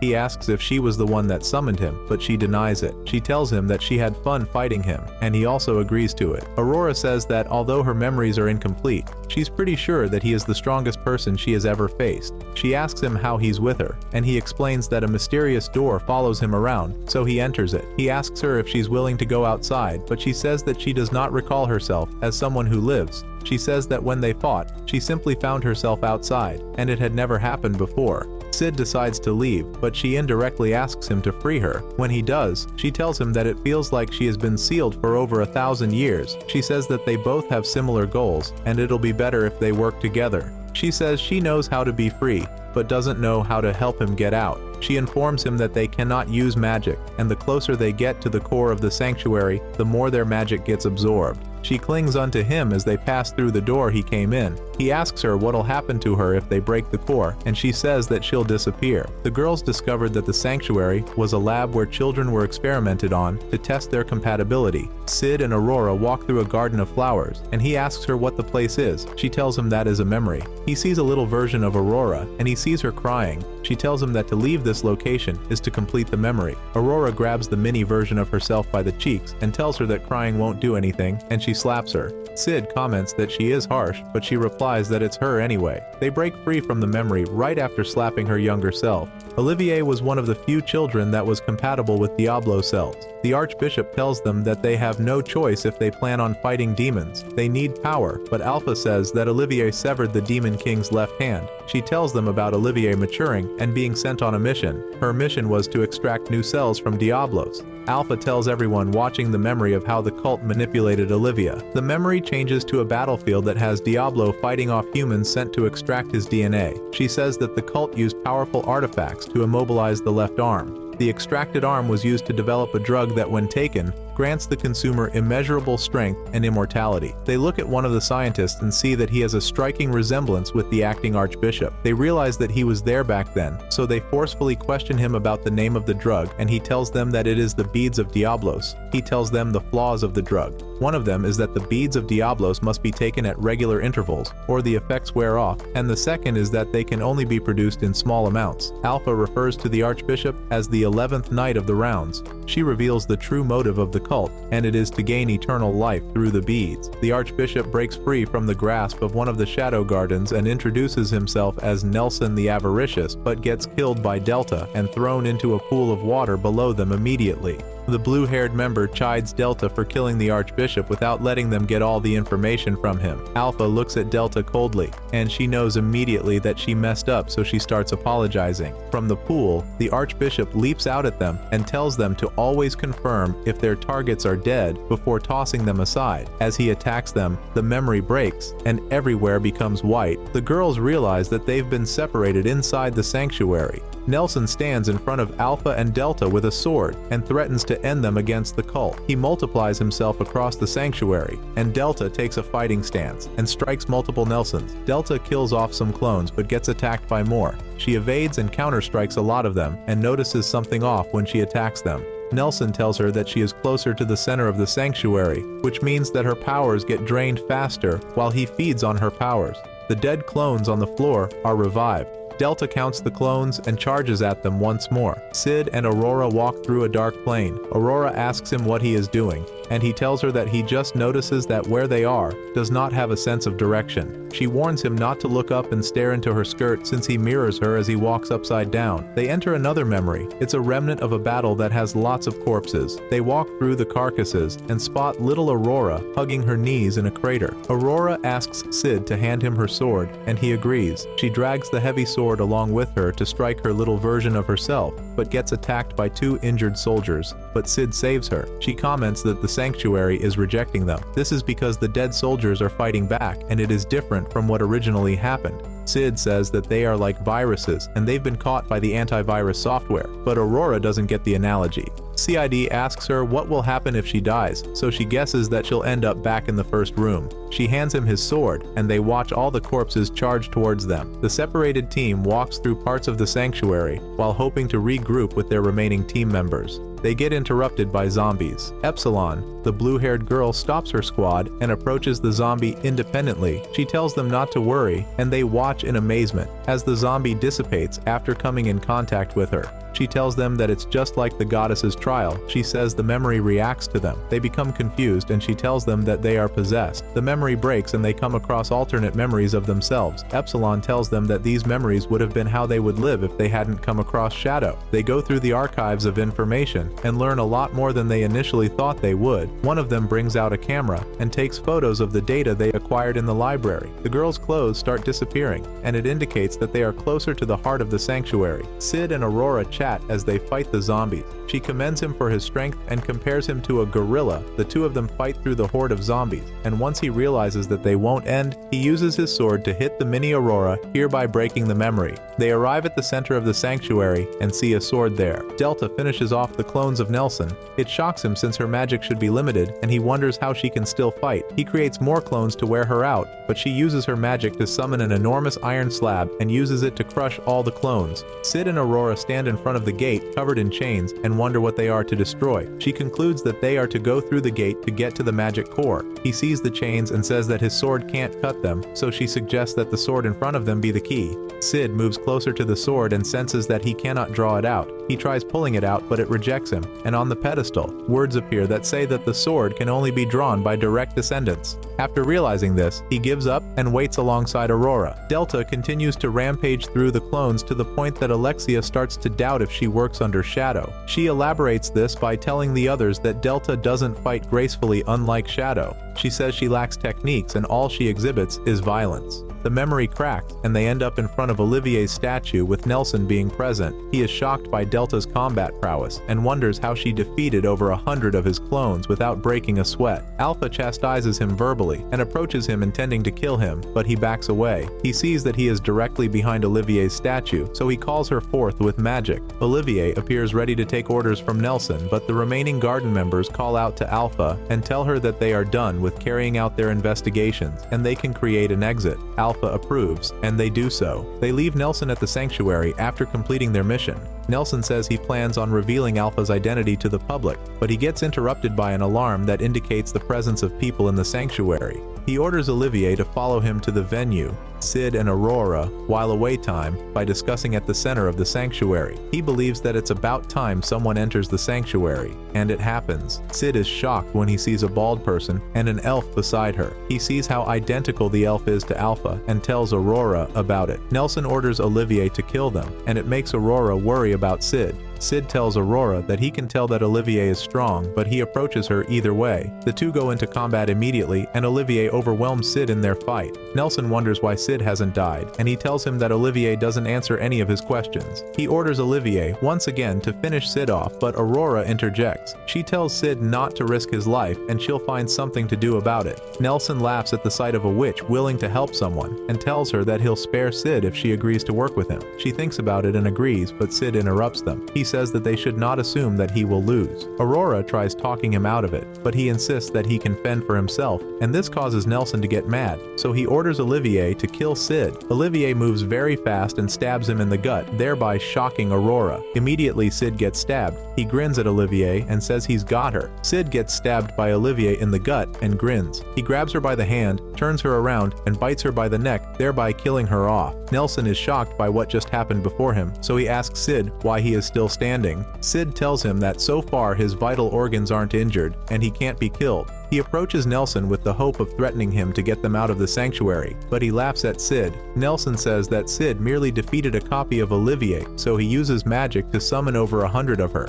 They charge at Cid with killing intent, but he finally opens his right eye and defeats them with a single blow. Cid had been storing magic in his eye ever since he entered the sanctuary, so in a desperate condition like this, he uses the stored up magic to manifest a physical sword. He explains to Nelson that all he did was temper magic until it was too solid to be absorbed, and it took a lot of time.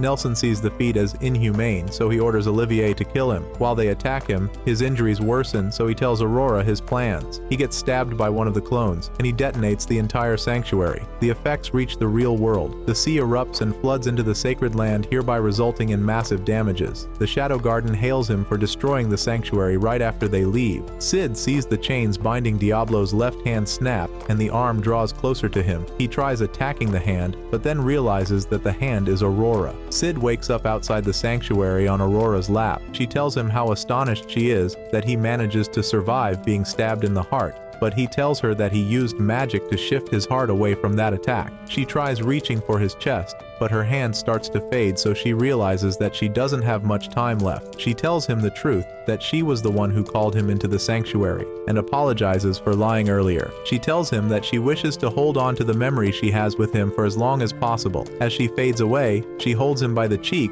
and asks him a favor before kissing him. Alexia walks through the forest alongside Rose and Natsume. She is frustrated for being so powerless throughout their encounter with the Shadow Garden. All she did in the sanctuary was watch how the truth about the kingdom unfolded in front of her. Even when she needed protection, Delta saved them all from the Archbishop. She feels like if things keep up with the way they are, she won't be able to protect her loved ones. She concludes the three of them work together to gather information that can help them recruit allies, establish a base of operations, and fight back against these underground forces. Natsume doesn't believe that Alexia is smart enough to carry out the plans, but Rose sees potential in what Alexia requires of them, so she agrees to join forces. Natsume decides to help them, so she agrees. Natsume calls Alexia dead weight, and the two of them go at it for a while. Alpha, Epsilon, and another member discuss the aftermath of the sanctuary on a canoe. They hail Shadow for getting rid of the evidence and also say that they now know Aurora's other name. She bore the name Demon Diablos. Alpha announces their next basis of operation and tells them to get ready. Epsilon asks Alpha if they should inform Shadow,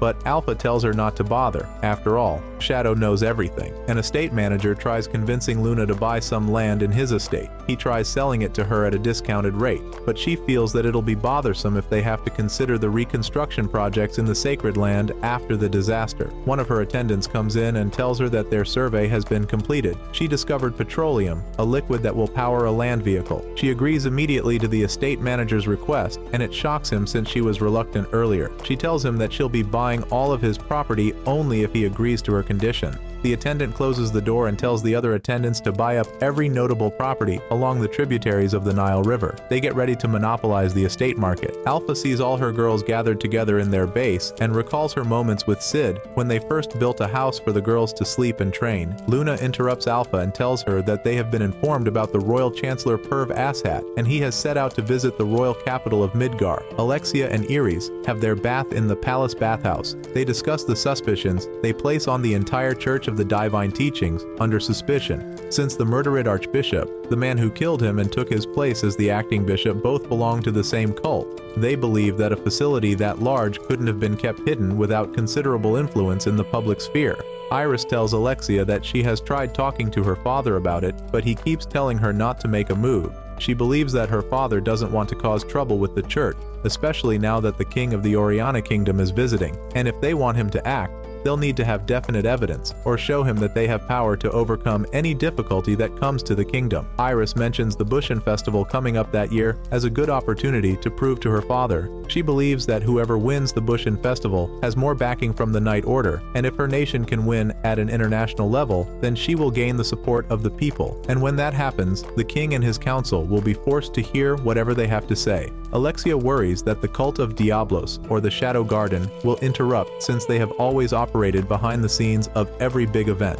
Iris tells her that there's nothing for her to be worried about. She believes that she won't lose to the likes of such cults, but Alexia warns her that the cults do not just have weapons in their arsenal. Iris interrupts her and speaks on the light that engulfed the capital. She believes that no human can produce that kind of power. She believes that they stored such magic in artifacts. Alexia tries to tell Iris about Shadow's capabilities, but Iris claims to have seen an artifact go off. She believes that if the Shadow Garden shows up during the Bushin Festival, all she has to do is crush them. Iris asks Alexia why she went after them in the Sacred Land, since she only authorized her to audit the Archbishop. She asks Alexia if she ever gave her the command to follow a suspicious organization and barge into questionable locations, but Alexia comes up with flimsy excuses and runs out of the bathhouse. Iris sighs as she recalls that her Crimson Knight lost their strongest members so soon after they were organized, and she sees no hope of rebuilding them. The Night Order used to give her their support, but now they are skeptical of her since all she did was take their best knights and let them die. She affirms her will to win the tournament and prove herself worthy enough, just like before. A loud sound snaps her back to reality, and she wonders where it came from. She hears it again. Rose tries different fencing techniques to match what she sees of techniques he fails. She tries again, but gets interrupted by her body signifying that it has reached its limit. She sees a vein-like pattern spread across her chest, so she stops fencing. The day for the Bushin Festival arrives. The city is brimming with participants from different nations. CID says that all the participants of the festival want to prove their absolute strength against foes. He says his goal is to conceal his powers and enter the tournament. He plans on making the crowd think he is weak, but then surprising them later on by winning his opponents. Luna welcomes Cid into her mansion and is transfixed by his good looks. She falls as she approaches him, but it seems that her servant knows that she's a klutz. Cid tells her that he needs a favor from her, and she humbly accepts his requests. He tells her that he'd love to disguise himself and participate in the tournament, It surprises her, so she asks why, but Cid says that he cannot tell her, as it is something he cannot tell anyone. She asks her maid to bring some equipment over, and they do so. Luna rubs a magically enhanced ointment on Cid's face. She says the ointment can help him disguise amongst the participants. They show him a list of faces to pick from, and he selects one that looks weak. They wear a mask on him and use the equipment to transform him into the face he chooses. He looks at himself in a mirror and commends them for doing a wonderful job. He changes his gait and voice to match the persona of his new self. Luna praises him and recalls all that he taught her when they were little. Cid notes to himself how brilliant Gamma is. She tells him to pick from the clothes she brought earlier to aid his disguise. She walks down the stairs to point a few clothes to him, but trips and falls on her face. One of the participants is AniRose from Velgalta's Seven Blades. She's remembered for summoning an ancient warrior during the last goddess's trial. AniRose sees a scrawny-looking Cid in his cheap armor and walks up to him. She advises him not to participate since he looks like an amateur. Cid neglects her warning and tells her not to judge a book by its cover. She insists that she's telling him this for his own sake, but he leaves without letting her finish. Cid smiles at himself that the disguise worked perfectly. A huge man with an eye patch stops Cid and tells him to listen to AniRose's advice. He introduces himself as Quentin, a regular participant of the Bushin Festival. He says that every time he sees some weak ass like Cid ruining the fun of the event, he sends Cid off, but Cid tells Quentin that he is stronger than him, and it infuriates him. Quentin punches Cid squarely in the face, sending him flying. He tells Cid to apologize or he'll beat him into a pulp. As he approaches Cid, Cid calls him a third rate, and it riles Quentin to hit him again. Just as Quentin launches a fist at him, he lets Quentin hit him multiple times. After Quentin vents off some steam, he asks Cid if he's scared to fight back, but Cid tells him that his fists are too good to be wasted on a low-level street fight. Quentin brings out his sword to cut Cid, but he is stopped by AniRose. AniRose asks Cid if he's alright, and apologizes for not stepping in. She says that she didn't know it would get out of hand, but he tells her that she could have stopped the fight at any point, which she agrees. She says she felt that he should get hurt now, rather than for him to suffer permanent damage in the tournament. She offers to nurture his wound, but he tells her there's no need. He walks off after saying that it has been long since he tasted blood. This makes her worried, so she calls out to him to wait, and then tells him her name, AniRose Nixan. She asks for his name, and he calls himself Mundane Man. He joins a long queue to register as a participant in the tournament. Cid enjoys his meal with a male friend in a restaurant. The friend tells him to watch out for Quentin as he is a promising fighter. He asks his friend who he thinks is likely to win, and he tells him Iris. He says that if she wins this year, then she'll be the first repeat champion in ages. He also mentions another potential Rose. His friend keeps requesting funds, but Cid nonchalantly changes the subject every time and offers him a souvenir from Lindworm. As Cid leaves the restaurant, Rose approaches him and he asks if it's unusual for her to be here. She sees his food wrap and realizes that he went to the restaurant Alexia Natsume and she went to the day before. He sits beside a fountain and eats while he listens to her as she discusses Natsume and Alexia. She informs him that she wants the three of them to work together to make the world a better place. He asks her if it isn't time for her to be going, but then she gloomily tells him that she came here to meet her father, and he wants to introduce her to her fiancé, Perv Ashat. He hears the name and says he won't be congratulating her. Rose talks about her backstory and how she's always loved the way of the sword, ever since she saw a boy fence. She asks him if he'll keep on believing in her, and he agrees. This lightens up her mood, and she thanks him and leaves. Cid calls her back and hands her a burger. He tells her to try relaxing a little and walks off. The next day, Cid watches some participants battle it out. He sees his friend scribbling and asks him what he's doing. His friend starts to blabber about how he collects data, analyzes them, and stakes to win. A knight in golden armor appears behind them, and Cid's friend recognizes him as Goldie Gilded, the unbeaten legend. The knight corrects Cid's friend by telling him to call him Goldie Gilded, the ever-victorious golden dragon. Cid leaves as soon as it is Mundane Man's turn to fight. The golden knight tries to show Cid's friend his statistical abilities. He analyzes Mundane Man and his opponent, and sees that the power gap between them is just too wide. He predicts that Gonzalez, Mundane Man's opponent, will win in less than a second, but is shocked when the opposite happens. The crowd only sees Gonzalez trip and fall, but AniRose recalls what happened. She saw Mundane Man hit Gonzalez straight on his chin and isn't sure if he got hit once or twice. Goldie Gilded uses this opportunity to prove to Cid's friend that statistics can't always be 100% correct. Cid gets back after changing and meets up with his friend. He sees AniRose and loves her facial reaction, and notes that he plans on showing her that what happened earlier wasn't a fluke. The next morning, Cid's friend rushes over to Cid's door and wakes him up. He shows Cid a newspaper that has Rose in the headlines. He tells Cid that Rose stabbed her fiancé and ran off. Cid looks dumbfounded and asks why. The headlines indicate that Rose fled to the north of the royal capital. Natsumi suspects that Rose hasn't left the city. Alexia suspects Rose to be framed. She sighs since her father is the type that waits and sees rather than reacts immediately. Alexia suggests that she and Natsumi find Rose before the Oriana kingdom does and hear her side of the story, but Natsumi tells her not to be hasty. She believes that Rose is trying to avoid the possibility of their involvement, which can lead to trouble between the kingdoms. She advises Alexia that it may be wise to refrain from acting rashly. Alexia asks Natsumi if she wants them to abandon Rose, but she clarifies that she wants them to consider their next move carefully.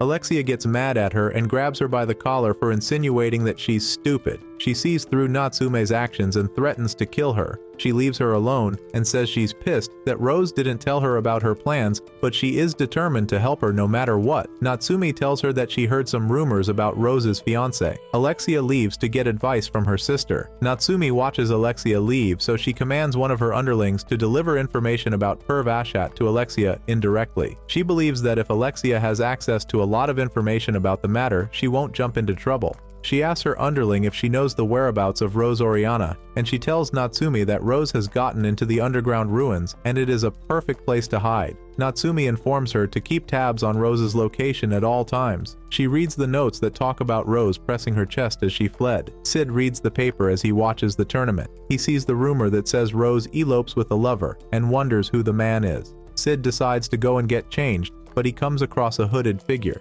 She asks him if he's acquainted with an elf, and he affirms. She tells him that she's looking for an elf that looks like her. She says the elf is her late sister's daughter. He tells her that he cannot see her face under her hoodie, so she removes it. He sees that she has a striking resemblance with Alpha, but he denies not recognizing an elf like her. The elf questions him, but he still denies, so she draws her sword at his throat to threaten him. Cid knows that she plans to stop her blade as soon as it gets so close to his neck, so he decides to act weak by tripping. She apologizes once she feels that he is not as strong as she thinks and lends him a hand. She asks for his name, and he tells her. Quentin approaches AniRose and introduces himself once again. He tells her that he saw her watch Mundane Man's match. She also said she saw him spectate. Quentin asks her what she thinks of him, and she answers that she doesn't think Mundane Man's opponent tripped and fell. Quentin agrees, but he says he couldn't catch what Mundane Man did. He believes that AniRose must have seen it. She tells him that she did not expect anyone to be fast enough that her eyes couldn't follow their every move.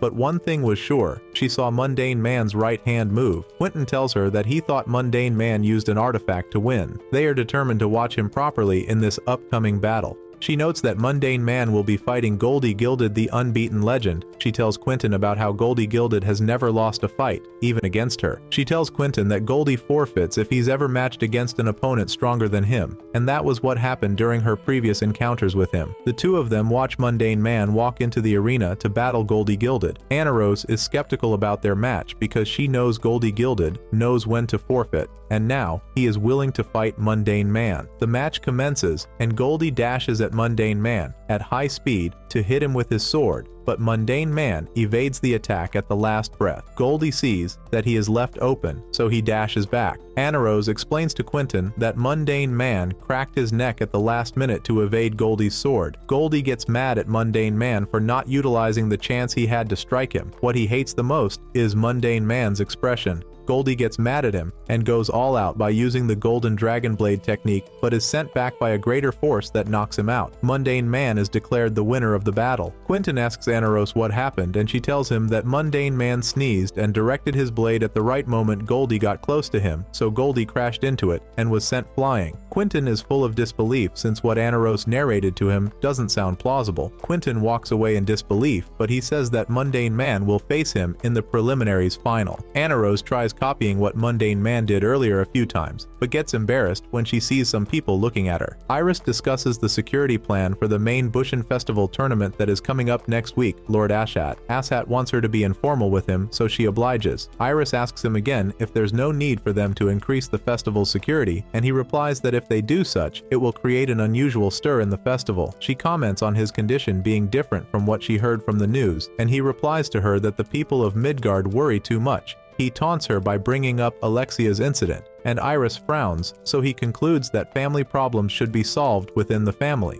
The king commands Iris to do as Ashat wishes, and it makes Ashat pleased. Mundane Man wins another fight, and the audience becomes skeptical. They do not understand how a weak-looking fellow keeps on winning against stronger opponents. They talk about how Quentin couldn't make a move against him. He exits the arena but sees Anna Rose. She congratulates him for making it into the main tournament, but warns him that she has seen all of his moves and he should not expect such moves to work against her during their next confrontation. He laughs at her and walks away, but she gets riled up and tells him to stop. Mundane Man warns her and removes a part of his armor to show her how heavy they are. He tells her that he won't be holding back against her. Anna Rose stops him and shows him that she can do the same neck-cracking move he used earlier, but he nonchalantly agrees to her and walks off. Rose fights the people chasing after her in the underground ruins. She cuts one of them and tells him that she avoided his vitals, so he should treat himself while she runs off. Cid is in his room. He imagines his battle with an opponent but snaps out of it, since he cannot get the right word he can use to gauge his power. Cid's friend bangs on his door, claiming that he has an offer that can make them rich. Cid opens the door and sees him holding a wanted poster of Rose. His friend tells him that all they need to do is catch Rose alive and give her to the authorities. He keeps on hammering about how broke he is, and he'd like it if Cid catches Rose so that they can split the reward. Cid sees a black-haired girl in a straw hat walk into the inn's balcony, so he changes his mind and agrees with his friend to capture Rose. Cid grabs him and jumps out of the window so that he doesn't get noticed by his sister. He plans not to buy some time while he waits for his sister to cool her head. He wonders if Rose managed to get away safe and sound. He says that he wished he could ask her what inspired her to stab her fiancé. He hears a piano from afar and recalls the moment he played it. He initially hated the piano, but later got fond of it. Cid saw the piano as a way of distancing people from him. He also hoped to play it while the moon dawned on him. He mentions Beethoven's Piano Sonata No. 14 to be his favorite, and he'd like to play it under the moon. He wonders how the Moonlight Sonata exists in this world, so he suspects another reincarnator like him to exist. He goes to the venue and sees Epsilon playing the sonata and feels dejected. He comments on Gamma and Beta for also knowing how to play it. Epsilon entertains Cid and thanks him for watching her play. He confirms the piece she played, and she tells him that it is her favorite piece. He is pleased to hear someone else say she likes something he likes, but he notes that he did not teach her. She tells him that it is thanks to her being a composer under his guidance that she can make connections far and wide. Cid apologizes internally to the real composers for having their works plagiarized by Epsilon. Cid wishes her good luck in her ventures. He asks her about Rose's location, but she tells him that Beta is in charge of that particular case and she doesn't know much details about it, but she knows that Rose is taking refuge in the underground ruins. He tells her not to bother contacting Beta for more info, and he is okay with all that she told him. Cid gets up to leave and compliments Epsilon's beauty. Cid notes that he did that because she said she likes his favorite music piece. He sees a piano on his way out, and it gives him an idea. Alexia thanks Natsume for the information she gave her sister. She confirms her assumptions about Perv Ashat working with the Cult of Diablos. They wonder where they'll get concrete evidence to prove Ashat's connection with the cult, since the matter involves the government and the church. Alexia and Natsume discuss how the king keeps them to stay out of the church's business. Alexia tells Natsume about what Iris had told her earlier. As they descend a very long staircase, she speaks of how Iris said that the king of Oriana Kingdom kept on agreeing to Ashat's wishes, like he was hypnotized. Natsume asks Alexia where the stairways lead, and she says that it is to an entrance to the royal capital's underground passage. Natsume asks her why they are heading there, and she tells her that they are going there to find out if Rose has escaped there, but Natsume opposes her. She says they'll get lost since the underground ruin is like a maze. She has no choice but to follow Alexia into the ruins. Rose recalls her meeting with her father and Ashat and sees that her father is being manipulated. She tries fighting Ashat, but then realizes that she's been set up. The red vein-like structure has gotten to her upper face. She wonders if she should just turn herself in for her people's sake, but then she sees the hamburger wrap she kept in her pocket and remembers the promise she made with Cid. She speaks to the rap as if it were Cid, and asks if he still believes in her. She talks about how she wishes to eliminate the perv asshat and the cult and marry him, but fairy tales are different from reality. The mark spreads even further, and she says she's possessed. She hears the Moonlight Sonata and goes to where the sound is coming from. She sees Shadow, who the moonlight dawns upon, playing the piano. She applauds him as soon as he finishes, but he gets up and asks her what she plans to accomplish. She tells him that she wants to protect everyone, but she can't. Shadow asks her if she'll want to end it there, but she says that she is powerless, so he offers her his power. She gladly accepts it, and he throws a purple flame at her. The flame envelopes her and gets rid of the mark that has been tormenting her body. Rose feels empowered by the flame, so Shadow commands her to prove her strength to him as he leaves her to fight the Cult of Diablos. Rose uses this opportunity to test her strength, so she eliminates her foes with one move. Alexia and Natsume sense the enormous burst of magic, so they trace it to the source. They see Rose and ask her if she is alright, to which she confirms. They ask her about the burst of magic, but she tells them that she's obtained power, and she won't like to involve them in her country's affairs. Alexia gets mad at her for treating her like an outsider despite the promise they all made back then. She reminds Rose about it, but Rose apologizes and tells Alexia that she envies her. Alexia tries to get more information from her, but Rose just tells her that she's lost a lot of things, and she's going to lose more, and people are going to reject her. Alexia gets mad at her and attacks her with the hopes of forcing Rose to speak, but Rose parries her attacks and wins the duel. She carries Alexia and hands her over to Natsume while commending Alexia for her strength. Natsume doesn't stop Rose, but she tells her that she feels that they will meet again. Rose hurries off, and Natsume asks if this situation is Shadow's will. Later that evening, Cid walks back to his inn, but sees his elder sister waiting for him. Cid's sister pins him on his bed with her hands on his throat. She asks him if he knows why she's been waiting all day, and he denies it. This makes her squeeze his neck the more. She tells him that the longer she waited,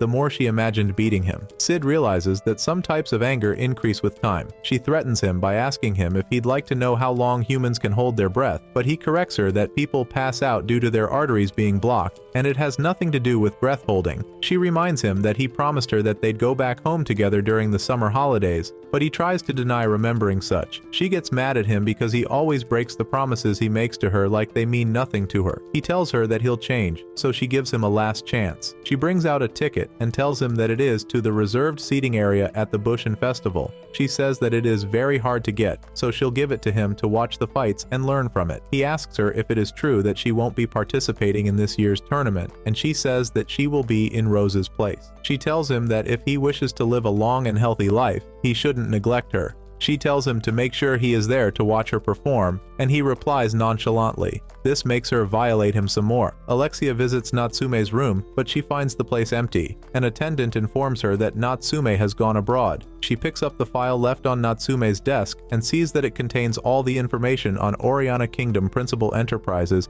and religious organization and their various relationships with the monarchy. She is brought back to reality by the sounds of fireworks, which indicate the start of the main festival. Cid uses the ticket his sister handed over to him and sees that the reserved seat she got for him is a hyper VIP one. He sees the seat he has been offered is beside Iris, the older princess of Midgar, so he tries to leave, but she hears his surname and is reminded by his elder sister. She beams a bright smile at Cid while telling him that he is in tin correct seat. As soon as she sits, Iris apologizes for all the trouble she caused him during the Zine and Griffey incident, but he tells her not to worry about it. She bows as she apologizes on behalf of Alexia, and it makes Cid uncomfortable. She hopes that Alexia's blunder doesn't ruin her relationship with him, and he tells her their friendship status. A fellow student asks her which of the competitors has caught her eye this year, and she says that it is Anarose. Cid asks her if there is any other competitor that Iris is interested in, so he mentions Mundane Man. The students around her mention that Mundane Man isn't worth main tournament level, and this makes Cid very happy that he was successful in building Mundane Man's persona into what it is. Iris mentions Beatrix as someone she has her eye on, but she hasn't seen her perform in a decade. Cid recalls the elf he discussed with some time ago, and notes that he didn't expect her to be famous. He gets up and gives a flimsy excuse to Iris while he leaves to change into Mundane Man. As he walks down the hall, Beatrix calls out to him and asks him if he has run into an elf who looks like her since their previous encounter. She tells him that a lot of people come to this event, so she feels that it's a good place to find her niece. Cid says that she's carrying too many snacks, so she hands him one. He gives her one of of his as a thank you gift, and they both leave. Perv Ashat sits on Cid's seat and addresses Iris. She tells him that the seat is reserved for students only, but he laughs and says that students will learn a lot seeing him address a princess like her. She asks him if he came alone, and he confirms by saying that his king isn't feeling too well, so he asks her about her father, King Klaus, and she tells him that he'll be at the festival from the next day onwards. Asshat sees Anaros in the arena and comments on how he'd like to have her work for his kingdom, and Iris feels the same but for Midgard. The two of them argue for a while as they watch Mundane Man. Asshat asks Iris for her thoughts concerning Mundane Man, and she tells him that this will be her first time watching him fight and he doesn't seem very strong. He asks her if she thinks Anaros will win, but she says she isn't sure since Mundane Man might have something up his sleeve. She can see the confidence in his eyes, so she feels that he must have seen a path to total victory. Asshat tries fooling Iris by saying he doesn't know swordplay, but it doesn't work. He confesses that he is quite skillful. The match between Mundane Man and Anaros commences. Anaros believes that Mundane Man's strength lies in his overwhelming speed. She believes that his swordplay is amateurish. Anaros dashes at him at a high speed with the hopes of not giving him a chance to counter her attacks, but he parries and evades everything. She sees an opportunity and takes it, but she ends up striking an afterimage. He attacks her and it shocks her that he can move faster than he has been, so she decides to go for a counterattack. A man rushes at her with full speed and tries striking her, but she turns around to slash him instead. He evades the blow gracefully and finishes her off with a sword swing, thereby ending the battle. Iris comments on how powerful Mundane Man was in that battle, and Asshat praises her for being correct. She tells him that she doesn't expect the battle to be so one-sided. Asshat wonders why he has never heard of someone so powerful all this while. Asshat realizes that Iris will be Mundane Man's next opponent, so he asks her if she is sure that she'll win, and she assures him that she will. She excuses herself and tells him that she has a match to prepare for. Asshat sends one of his minions to look into Mundane Man. Anaros calls out to Mundane Man a while later and thanks him for showing her that she has a lot of ways to improve. She asks him who he is and how he became so strong, but he hears that he is simply a fool who abandoned everything in pursuit of strength.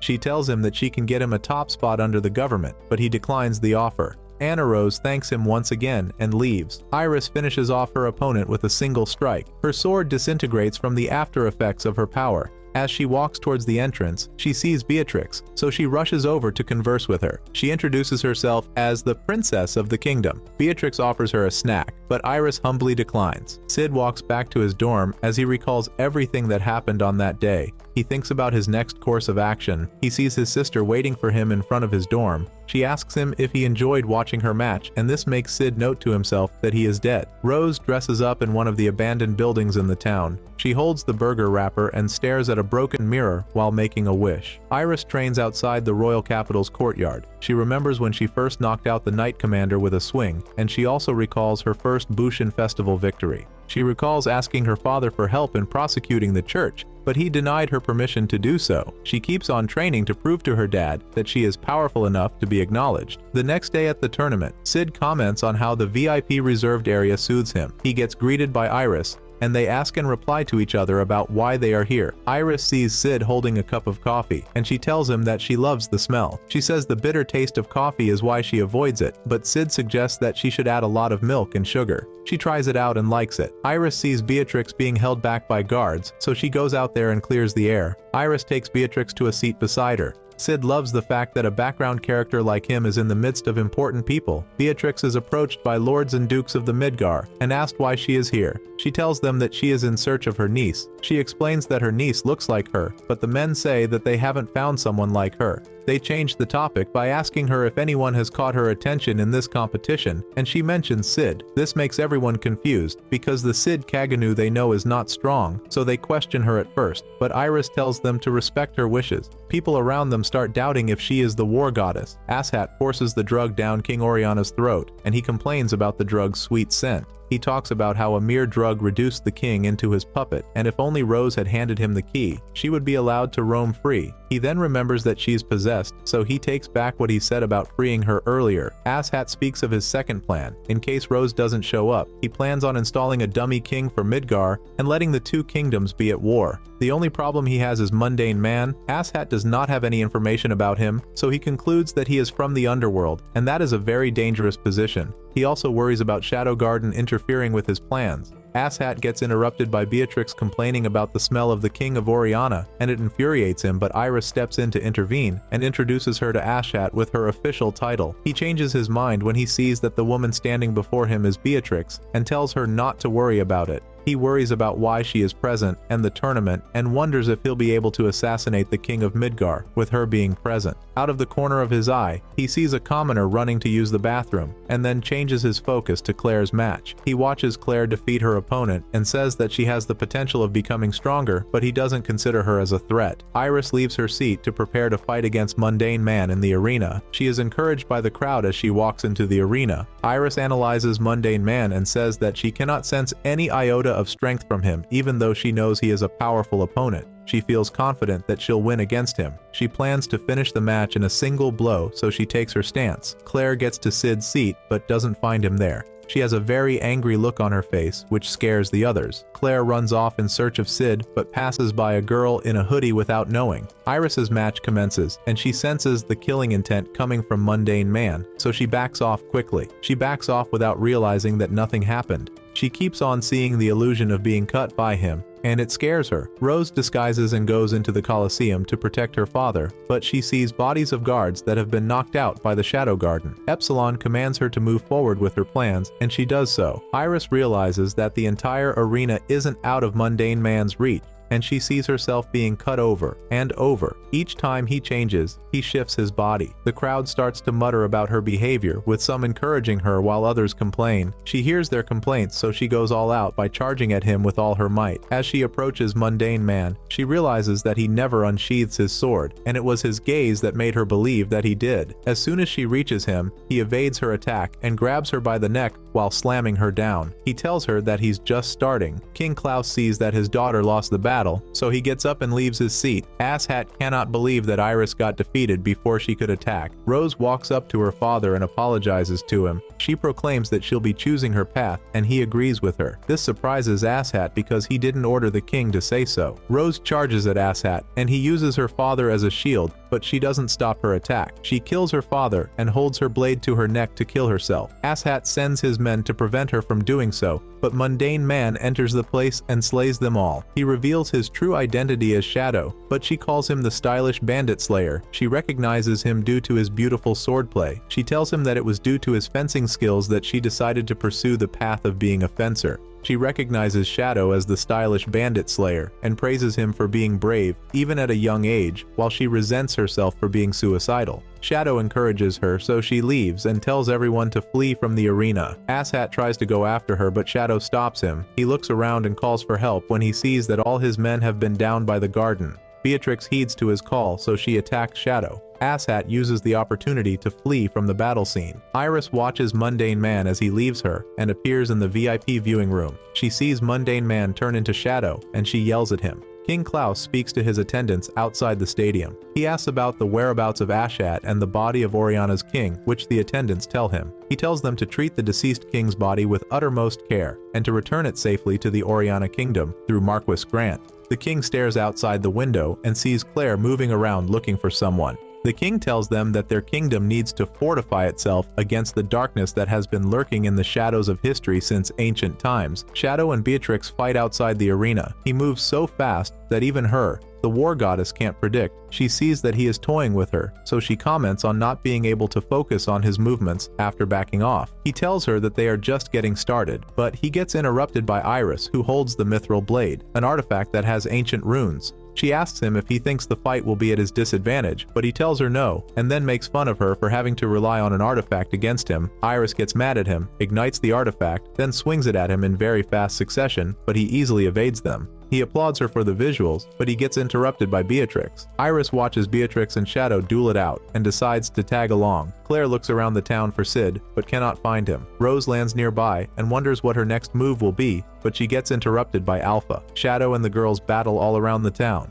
Iris ignites her weapon, and pushes Shadow to a nearby building. She thinks that he's let his guard open, so she charges at him to strike him down, but her weapon is stopped by a crowbar. Once he sees that the crowbar can withstand their attack, he starts using it to deflect all the strikes, and they end up on a train. Alpha gives Rose two options. One of them is to continue fighting alone, and the other is to join the Shadow Garden. Rose asks her if they intend to help her save her kingdom. and Alpha says that she must prove her worth if she wants them to help her save her kingdom. She apologizes to the late king and pledges to fight alongside Alpha. Iris and Beatrix fight Shadow on the train. Beatrix asks him if they have met before, and he replies that he only remembers strong opponents. He teases the ladies by asking if they are worth remembering. Shadow leaves the train, and the girls follow him. He drifts on the water's surface and launches water spears at them. They chase after him, and Iris uses her weapon to obliterate the water wave Shadow rides on. She tries attacking him in close combat, but he evades her and kicks her on the cheek, sending her into the lake. Beatrix engages him on the bridge while the people there are distracted by what fell into the water. She breaks one of his crowbars and continues sending attacks his way, but he parries them with his second crowbar. Iris yells his name from the pool while he fights Beatrix. Shadow and Beatrix land on the clock tower. She parries one of his moves and tells him that she's already used to his movements, and this makes him congratulate her. He tells her that her swordplay is beautiful, but she lacks the magical aspect of it. Before he can demonstrate his magical skills, Iris attacks him with an enormous flame from her mithril blade, but this time around he uses his fist to cancel the flame.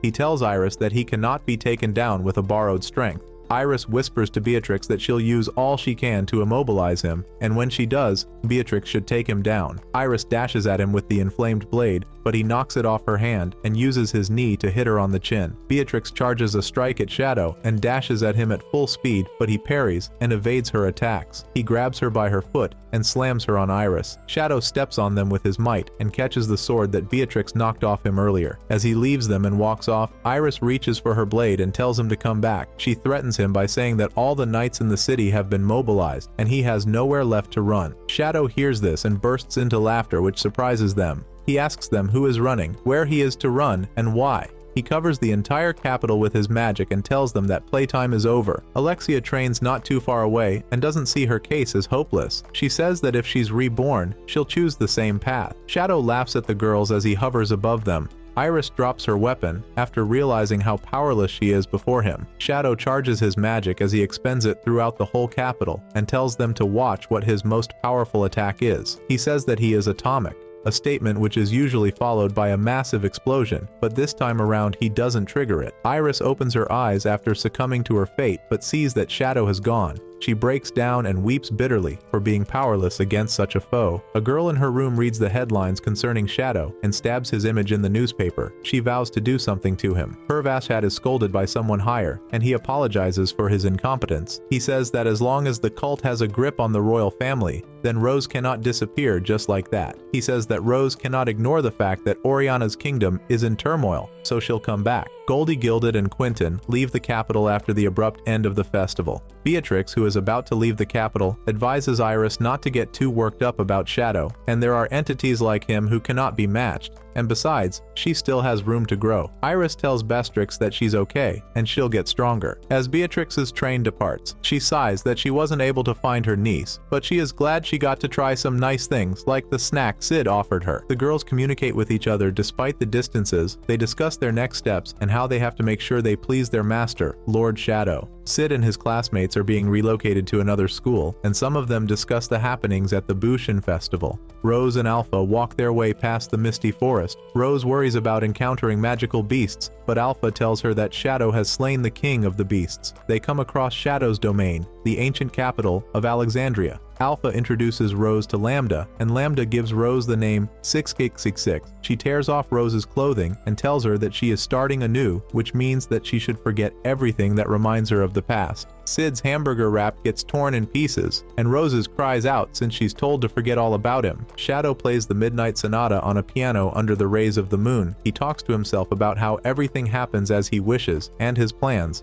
The Shadow Garden reports the latest happenings to Shadow. They inform him of how fast the flow of funds has been going into the lawless city, and this piques his interest. Epsilon informs him about how any tension in that area can hurt the rest of the society. Shadow tells them that he can sense trouble coming, and they see a red moon. Alpha informs the girls that the red moon is a bad omen, and they'll need to do something about this case. Shadow interrupts them and says he'd like to handle this case all by himself. The girls worry for him since he is their leader. They believe that he shouldn't bear the task all alone, but he tells them to let him handle it. Alpha hails Shadow, and the other girls do the same. Goldie, Gilded, and Quentin are at the Crimson Tower in the lawless city. city. Goldie tells Quentin about how the people of the town think the Crimson Tower has vampires or ghouls in it. A hooded figure standing on the gate of the tower interrupts Goldie. He declares that the two of them won't be allowed into the gate, and the only ones allowed in are powerful warriors or guests of the Blood Queen. Quentin and Goldie laugh at the figure and inform him that they are here to hunt the Blood Queen. The hooded figure laughs at them and informs them of how stupid they are.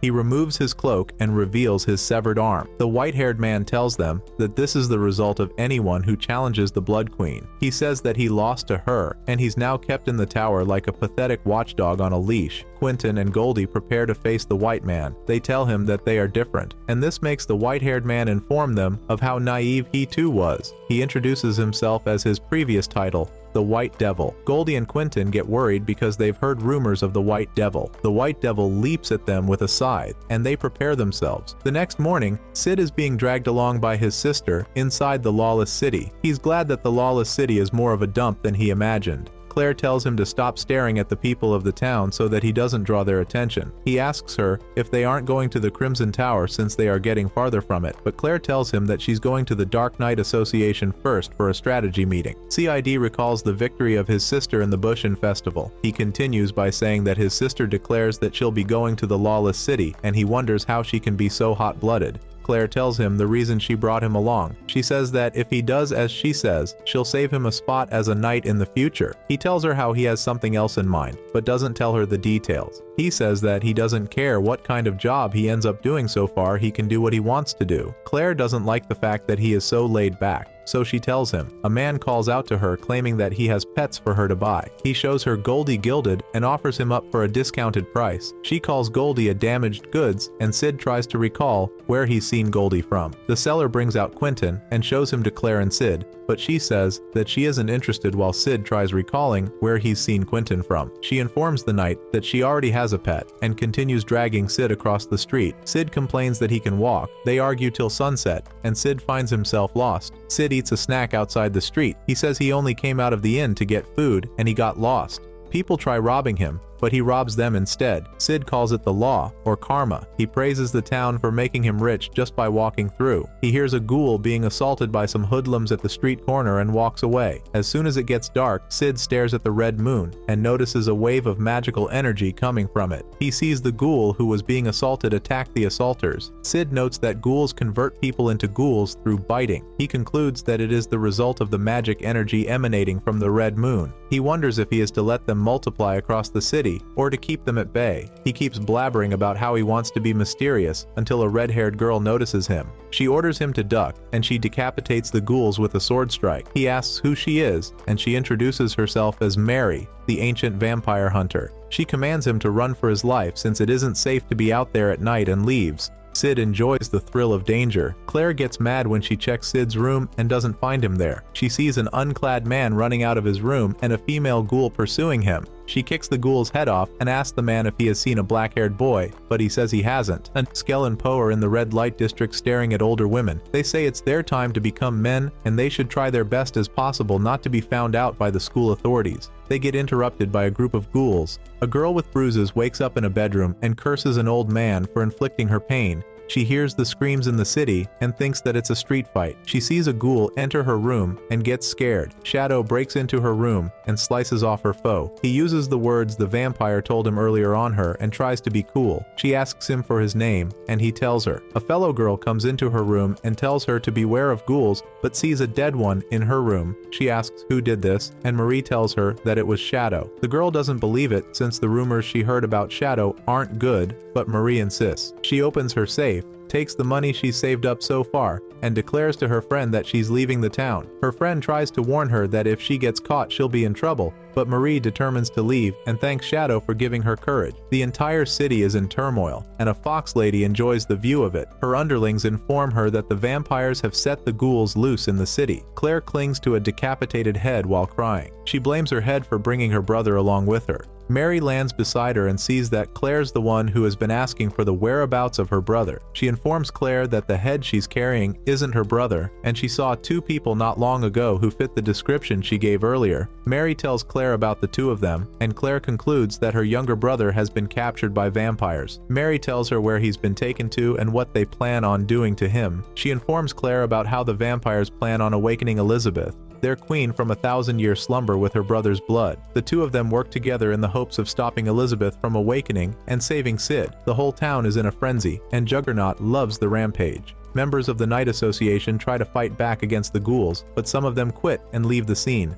Shadow saves them from being slaughtered and uses Mary's lines to address them. The head vampire is addressed by an informant about the resistance they are facing. He thinks it is Juggernaut the Tyrant and Yukimi the Spirit Fox, but the informant tells him of a new presence. Yukimi and Juggernaut kill the ghouls in the city. As soon as they see each other, they try to take each other out. Shadow sees them and interrupts their battle. He introduces himself as the one who lurks in the shadows. The White Devil tells the tale of how well killing gave his life meaning until he came to challenge the Blood Queen, and now he's in a pathetic state. With anger mixed with a desire to kill, he yells at the top of his voice, but then gets flustered by the sight of Juggernaut the Tyrant and Yukime the Spirit Fox, mercilessly slaughtering the ghouls around the city. The two of them draw nearer for a measly clash, but then get interrupted by Shadow, who warns them about the incoming frenzy. They then get excited and destroy the city gate to proceed through. The White Devil is left in despair because he knows that going against them is going to be a one-sided slaughter. Then he notices Shadow, whom he couldn't sense any power from, and proceeds to attack him. In an instant, the legendary White Devil gets sliced into pieces, without Shadow even turning around or moving a muscle. Inside the library in the basement of the tower, Beta and a few members of the Shadow Garden try to gather intel on the Blood Queen's cult, and come to the conclusion that the source of their power is a demon. While they're at it, a loud noise is heard as Cid Kagenou and Mary the Vampire Hunter come crashing down through the passage into the library. Upon seeing the members of the Shadow Garden, Claire and Mary prepare for battle, but Beta assures them that she has no desire to fight them. Besides, they are outnumbered. Beta then introduces herself and tells them that she intends to get a blood sample from a progenitor vampire to prove her theory that both vampires and the possessed are the same, so she has to investigate the Blood Queen.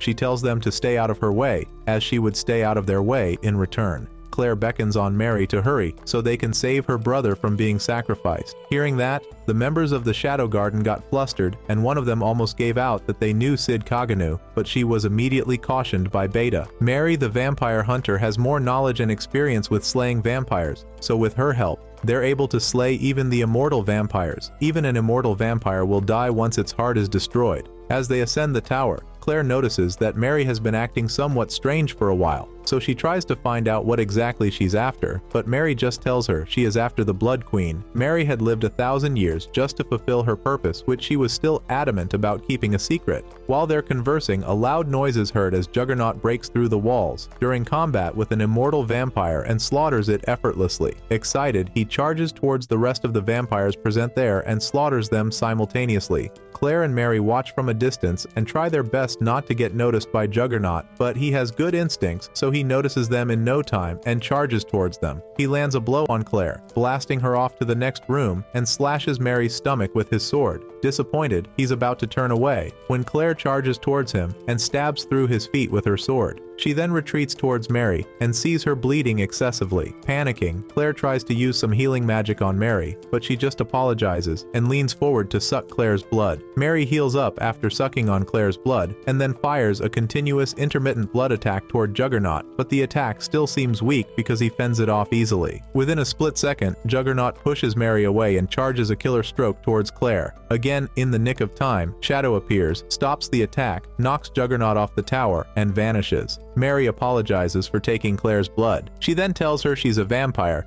and proceeds to tell Claire everything about herself, her mission at the tower, and the truth about the Blood Queen. She narrates that more than 1,000 years ago, the vampires would hunt humans and devour them like it was a game. But everything started to change after the humans learned the weaknesses of the vampires, and then the hunters became the hunted. During that time, Queen Elizabeth, who was living among humans as the ruler of a small fiefdom, wanted to live in harmony with the humans, so she voluntarily gave up blood, and her subjects followed her example. As a result, their thirst for blood waned, and they gained the ability to live in daylight, but it wasn't so for the queen. No matter how she distanced herself from blood, the thirst would never leave her, and whenever sunlight struck her, it'd burn her skin hideously. Nevertheless, she decided to build a haven where humans and vampires would live together. The haven was built, and they lived together peacefully. Not until a night came in about 1,000 years when the red moon rose in the sky. Queen Elizabeth lost herself and slaughtered humans around the tower for 3 days. When she gained herself back, she realized what she had done and ordered Mary, her loyal servant, to scatter her ashes into the ocean as she took her life in deep regret. If she had been a normal vampire, she'd have turned to dust, but the queen never turned to ash. Mary adds that she couldn't obey or disobey the queen's orders, so she vowed to look after her corpse for eternity. But that wasn't a good idea, because Crimson and his followers took Lady Elizabeth from her, and now he's waited 1,000 years to revive her for his ambition. Claire tells Mary that she's not much different from her. She tells her that she believes she's possessed and will eventually turn into a monster someday. She adds that she brought her brother here because she hoped she could help him achieve something before it happened, and then blames herself for bringing him along. Mary also blames herself for not obeying the queen's order, and now another frenzy is about to begin because of her mistake. But Claire cheers them both up, and they conclude on defeating Crimson, rescuing her brother, and getting the queen back. Shadow barges into the vampire's treasury and consumes some of the portable gold treasure with his mysterious shadow as he mischievously plans his next grand entrance to the battle with the boss vampire. Crimson tries to revive the queen with the blood of the live human they had captured earlier, but gets interrupted by Shadow, who fires an explosive attack at him, destroying the whole upper floor of the tower and leaving him in pieces. Shadow wonders as to why the enemy he encountered there got taken down so easily. Disappointed, he decides to check underground for a more challenging foe. Mary and Claire get to the top of the tower where the sacrifice is supposed to take place in search of Cid and the Blood Queen. Mary then notices something and immediately tries to warn Claire, but she isn't fast enough. In a split second, Claire gets stabbed through the chest by a blood tentacle coming from a corner in the room. The tentacle is then traced to a gigantic flower, which unveils itself to be the reincarnated Queen Elizabeth. It appears Crimson was able to complete the ritual before Shadow came to interrupt. The Blood Queen then draws Claire, who's already unconscious, closer and begins to suck her blood, but gets interrupted by the Shadow Garden. Beta slices off the Blood Queen's head, grabs Claire, and retreats into the air immediately. She fires an explosive attack on the Blood Queen, destroying her already chopped off head, but she regenerates in no time. Number 1664 of the Shadow Garden casts some healing magic on Claire, while the other two present members back Beta up to attack the Blood Queen. They fire some more explosive attacks towards the Blood Queen, but she overpowers them easily. Yukimi, the spirit fox, observes from a distance and is about to charge at the Blood Queen when Juggernaut the Tyrant appears and lands a heavy blow on the Queen. Without flinching, the Blood Queen sends him crashing into the walls. The Blood Queen then rises to the sky and rains down a continuous piercing blood attack that leaves no one unscathed and even breaks Juggernaut's legs. Beta orders one of the shadows to retreat with Claire as she prepares for a battle to death, but before any move is made, the Blood Queen, as if casting a spell, starts controlling the possessed blood in their bodies, causing excess pain. Claire meets herself in a high school sickbay with no one else but Aurora, the Witch of Calamity, as the nurse. Flustered, she tries to find out what is going on, but the nurse just tells her to sit tight for a long story. Aurora talks about the theory of evolution, up to the point that she forgets what she planned on telling Claire. She gets back on track and discusses Claire's possession. She tells Claire that the possession she's had right from when she was a kid had been cured long ago by someone she knows very well. She adds that in the process, her blood split into 2 different types in which the characteristics of each are differentiated. The 2 types were trying to adapt inside her, and it would bring a big risk to her because she had lost control. While explaining, Aurora hears the sound of a bell and immediately proceeds to walk out of the room, leaving Claire more flustered. A strange symbol then appears on Claire's hand, and Aurora tells her it will help her control her powers more. Claire panics more and tries to find out what's going on, but Aurora simply introduces herself and tells her she is only going to be helping Claire because she's Shadows. Aurora, the Witch of Calamity, takes over Claire's body and starts clashing toe-to-toe with the Blood Queen. She has fun while fighting and even tries to fire an ultimate attack, but her hand breaks in the process because Claire's body can't handle it. Aurora then says she only came to buy time as she leaves Claire's body. Shadow then appears as the star of the show with his cloak coated with gold coins. He makes a very flashy appearance and continues from where Aurora left off. Shadow, who could easily take down the Queen with a single blow, takes his time to entertain himself with an exchange of long-range attacks while protecting the others from the Queen's onslaught. He then accelerates to the Blood Queen in the sky for physical combat, which goes on for a while, leaving leaving everybody speechless. Shadow then gets bored of the fight and uses his recovery atomic move to defeat the Blood Queen. Beta ensures Claire is alright before taking her leave with the Shadow Garden members, and Mary is kneeling before her queen's lifeless body, while Juggernaut on the other hand thinks about how fun it'll be to pick a fight with the cult. Pyoro and Jaga stare into the bright sky the day after the incident and regret how they lost their shot at their rise to adulthood, but are thankful for still being alive.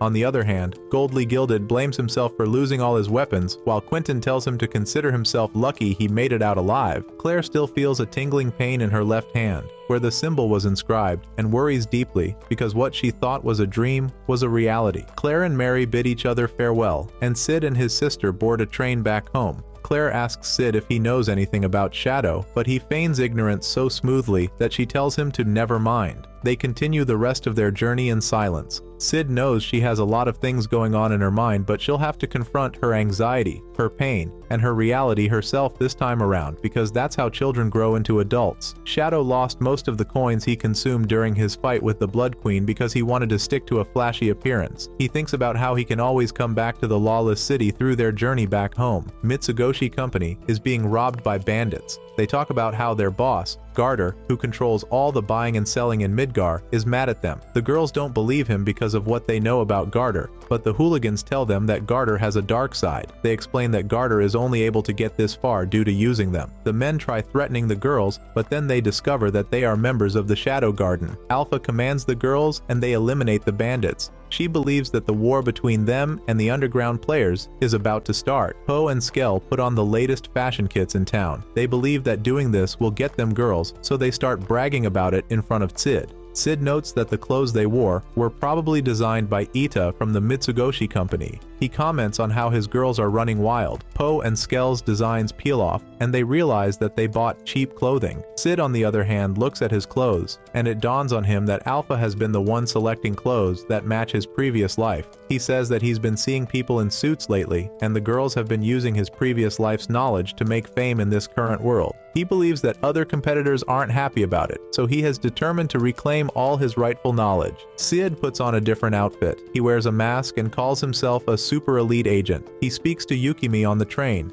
She addresses him as Shadow, but he tells her that he has forsaken the name. She calls him by his new name, John Smith, and is happy that he is joining her. She tells him of the meeting Garter called days ago about a corporate alliance. Garter plans on strengthening allies against Mitsugoshi. Yukimi believes that the fall of Mitsugoshi may come sooner than anticipated. She discusses her plan with John Smith on the train. It entails them taking over everything while Mitsugoshi and Garter's alliance fights each other. She warns Smith about a certain swordsman who works with Garter, Getten the Sword Devil. She wants to be the one to end him, so she tells Smith to be careful around him. The train stops, and as Smith is about to get down, Yukimi tells him that she looks forward to seeing what he is about to do. He tells her that he'll destroy and rebuild it all. Then he leaves the train. The next day, Cid and his friends are out in the market shopping for clothes. He stays not far from Garter Corporations and sees how they run their business. He sees that Mitsugoshi has made enemies with all the shopping districts across the capital. Cid plans to let the Garter Alliance crush Mitsugoshi while he crushes them next. He says that he'll use the massive amount of capital that remains from the loot to move to a brand new market and start up a new cooperation.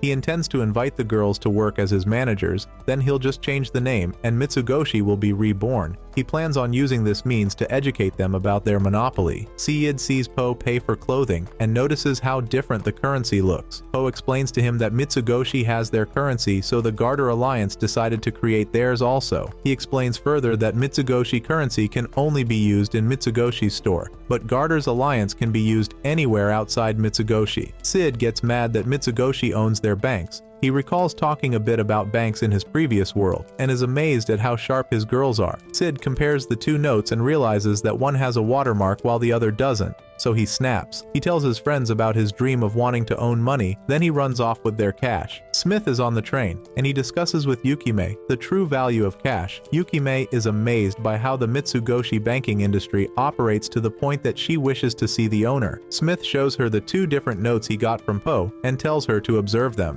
She sees that one has no watermark unlike the other, and one was carefully printed. He introduces the idea of them making fake money across the town, but she dismisses it. She says that they can be easily traced. Smith feels dejected after hearing that his almighty plan has a loophole, so he walks and stares at Yukimi. Yukimi is pressured by Smith's gaze, so she thinks of a way in which the fake money can earn them rewards. An idea pops into her head whereby the citizens of the capital hear rumors about fake money being rampant, so they rush to banks to exchange their money for gold. She believes that this is a chance for them to monopolize the market, so she asks Smith if this was what he meant earlier. Smith pressures her with his gaze to see if she means what she said, but she takes it as him asking her if she's sure that that's what he meant. Yukimi steals her resolve and affirms him. The train stops and Smith gets down. As he comes down, he tells her that she got what he meant. Yukimi respects Smith, and she's relieved that she made the right choice of not wavering when he asked her earlier. Cid sits at a fast food restaurant and enjoys his meal, but he hears a bark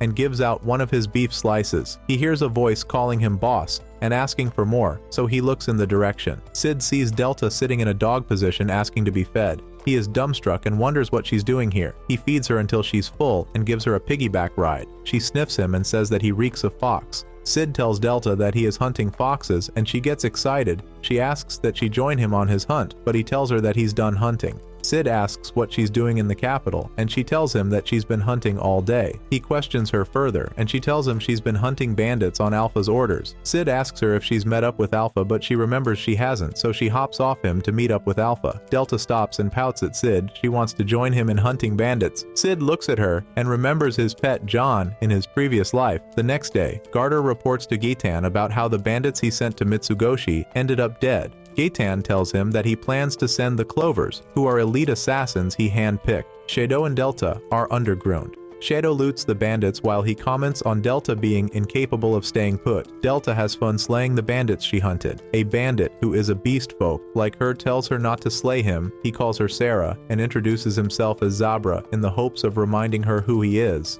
She says he smells like her dad but tells her he's her elder brother. Zabra asks how she is alive since the last time he heard about her she was possessed and hunted down by his father. Shadow walks towards her and she kills off her brother. He asks why she did that and she tells him that she hates weaklings. Delta tells Shadow that her father is the chief of their clan and he has a lot of wives and kids. She states the law of their clan about how the weak are pruned off and the strong are left to live. Shadow and Delta leave the vicinity. He thinks about visiting the beast folk, and Delta tells him about her idea. She says that he can be their chief since all he needs to do is beat her dad, but he refuses. Getten hears about the death of Zabra, and Garter informs him to take matters into his hands since they have already lost much these past few months. Getten reminds him of his position and how he got there. He reaches for an artifact and tells Garter to do as he says. Getan calls Zabra the weakest of the Clovers and orders Garter to summon the remaining three. He comments on how strong Mitsugoshi is and says that he sees why the cult labeled them as a threat. Assassins jump across buildings. Gamma reports to Alpha about the latest movements of the major alliance. She believes that they are not as smart as Shadow, so they won't be able to handle banking. Alpha reminds her not to take any action that will link Mitsugoshi to the Shadow Garden. They plan on maintaining their trust with the public. Alpha reads through Getten's profile. She sees that he is an impatient man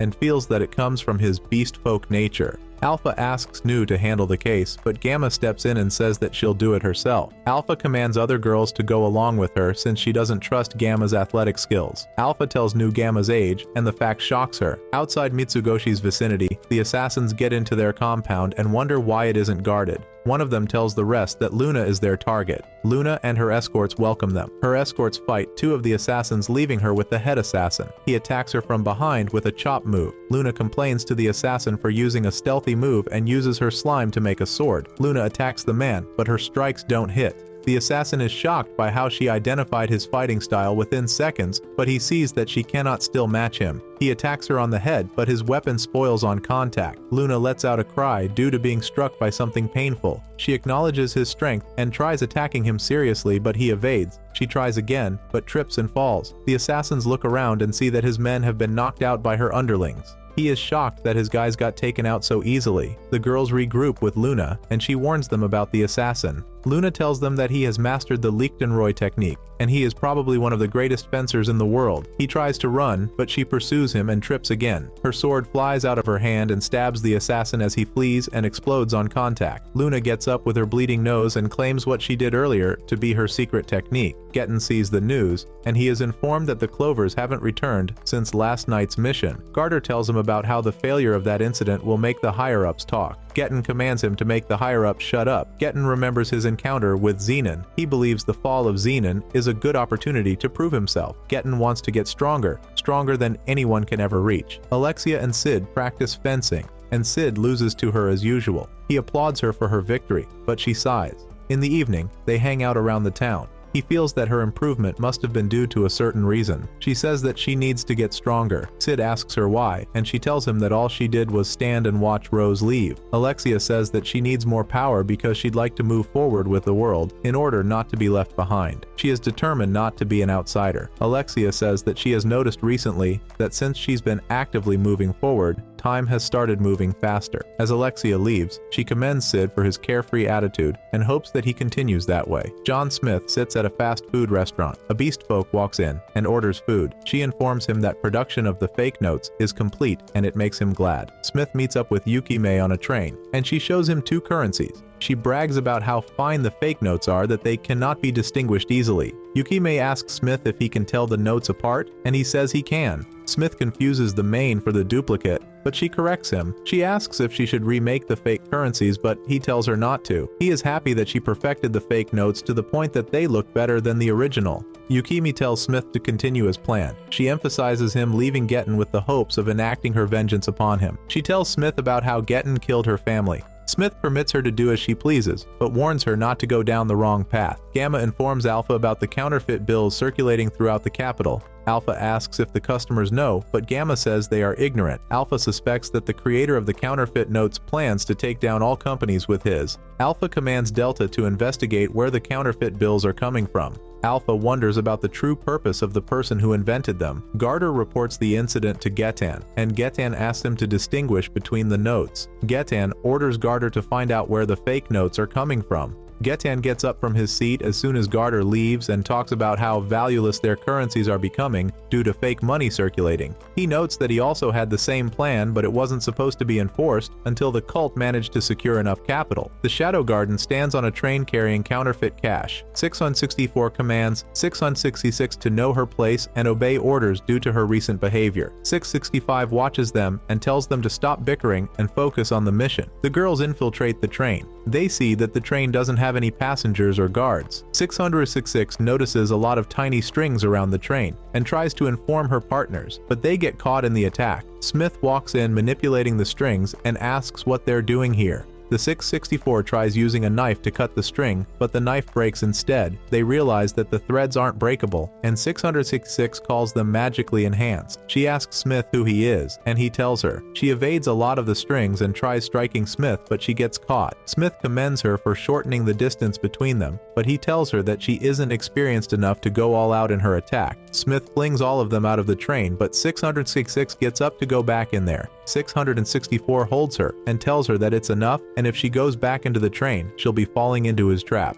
664 tells the girls to go back with her and report the case to Gamma. 666 complains about being weak against John Smith. The girls give their report to Alpha and Gamma. Gamma wonders who John Smith is and guesses that he is from the Lawless City. 6666 speaks up without being told to do so about John Smith. She says he's as powerful as any of the 7 leaders of the garden and she wishes to fight him again. 664 tries stopping her from talking because she isn't reading the room. Alpha assigns Zeta to search for John Smith's hideout. She informs Gamma about her plan to send Delta to handle Smith, and Gamma agrees to it. Smith looks outside the train and sees Delta chasing after it. As soon as he closes his book, Delta breaks through his window to attack him, but she gets stopped by the strings. She snaps them and tries to reach him, but he launches a new set of strings at her. Delta quickly evades the strings, then she destroys the cart. She believes that destroying the coach will give her more room to attack. Smith uses his strings to tie up broken pieces of the cart and slams them into Delta. She's trapped under the rubble, unable to move. He walks up to her and she smells his foot. Delta realizes that John Smith is her boss, so she leaps to hug him. Smith carries Delta and walks into another coach. She smiles happily and tells him that she cannot defeat him. Delta hopes to report to Alpha that John Smith is her boss, but Smith tells her that he is on a secret mission. He says that if she tells Alpha, then it won't be a secret anymore. Smith gives Delta a new mission. She asks him if it's alright for her to do it, and he tells her to remember the rules of the Shadow Garden. His mission supersedes all. Delta asks him to promise her that he'll do anything she wants, and he tells her that it's only if it is within his power. Smith gives Delta a mission to hunt after Juggernaut in the Lawless City. The next morning, Gamma tells Alpha of what the Garden members found when looking for Delta. Gamma knows Delta for always fulfilling her mission, so she sobs and thinks Delta got taken out by John Smith. Alpha orders her to continue searching for Delta with the hopes of retrieving her body. Gamma informs her about the increase in the circulation of counterfeit currency across the capital. She believes that the citizens will start doubting the value of paper money if it continues this way. She asks Alpha that they eliminate John Smith as soon as possible. Alpha says that this has been Smith's plan from the beginning, to spark wars between the companies and take everything for himself. Getten is approached by two officials who question the circulation of counterfeit bills. They are cult members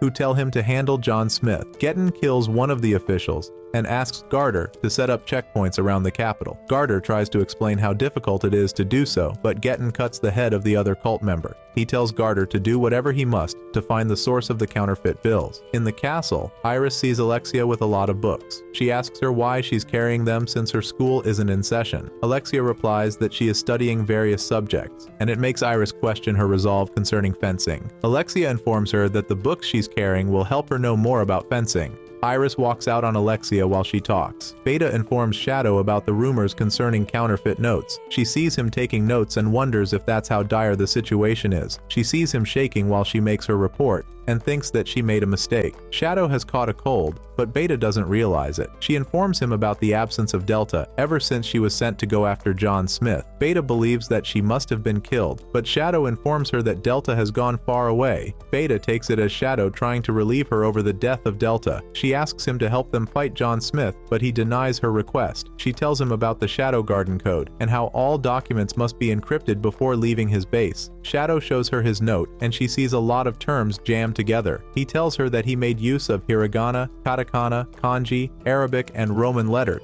He claims to have developed these languages independently and hopes to teach Beta if she deciphers a note that he hands to her. On the train, one of Yukimi's girls tells John that they are approaching a checkpoint. He tells them to keep on moving forward. Two men block the trail tracks under Garter's orders. They argue about why they are doing things like this until Smith uses his strings to get rid of the boulders in front of the tracks. John Smith sees Alpha in front of the tracks and prepares for combat. The two of them clash and Smith praises her for evading his threads. She gets pressured by his attacks and senses the familiarity in his attack pattern. Alpha jumps back and calls him Shadow. She asks why he is going against them. He tells Alpha that he goes by the name John Smith. She remembers about Delta and asks him what has become of her. Smith tells Alpha that he has sent Delta to a far-off place, and this makes Alpha snap. She says that she doesn't understand what he's doing, and that she knows that she isn't capable of doing the things he can do. She gets emotional about the fact that Smith turned against them, and wonders if he doesn't need her again. Smith replies to her in parables, and she loses it. Alpha turns herself into mist to avoid Smith's threads and attacks him.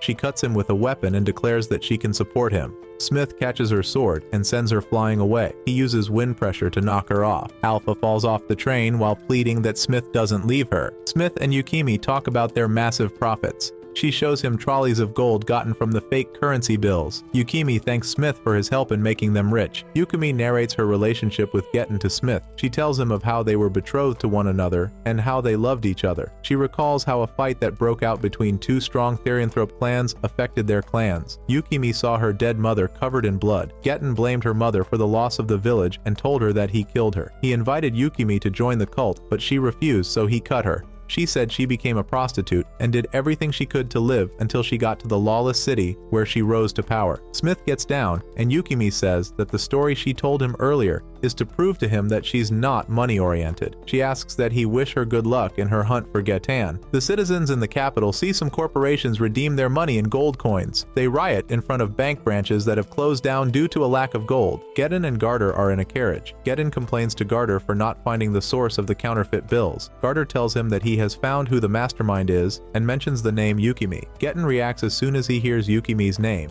He hears her bell ring. Getten looks around and senses the presence of a fox. He tells Garter to stop the carriage. The Shadow Garden feels depressed since they heard of Shadow's behavior. Alpha refuses to come out of her room. She feels useless since Shadow doesn't need her anymore. Gamma informs her of how the Major Alliance's fall is unstoppable. She also tells Alpha about how their company is next if they don't do something about it. Alpha tells her not to bother since there's no point in doing anything anymore. She informs Gamma that Shadow has forsaken them, and it is due to their incompetence. Gamma breaks down after hearing this. Nu walks in on them and tells them of the proof she's found about Getten's involvement with the Cult of Diablos. She says that Getten intended to circulate counterfeit bills to bankrupt Mitsugoshi Corporation. Gamma speaks nonchalantly about how Getten had a suicidal option and how Shadow went alone to spoil Getten's plans. Alpha hears what Gamma said and concludes that Shadow was aware of Getten's counterfeit plans. She tries to understand what Shadow means by doing this. Beta runs into the room and informs Alpha about the coded message Shadow gave her to decipher. She tells them that it's been deciphered by Ida.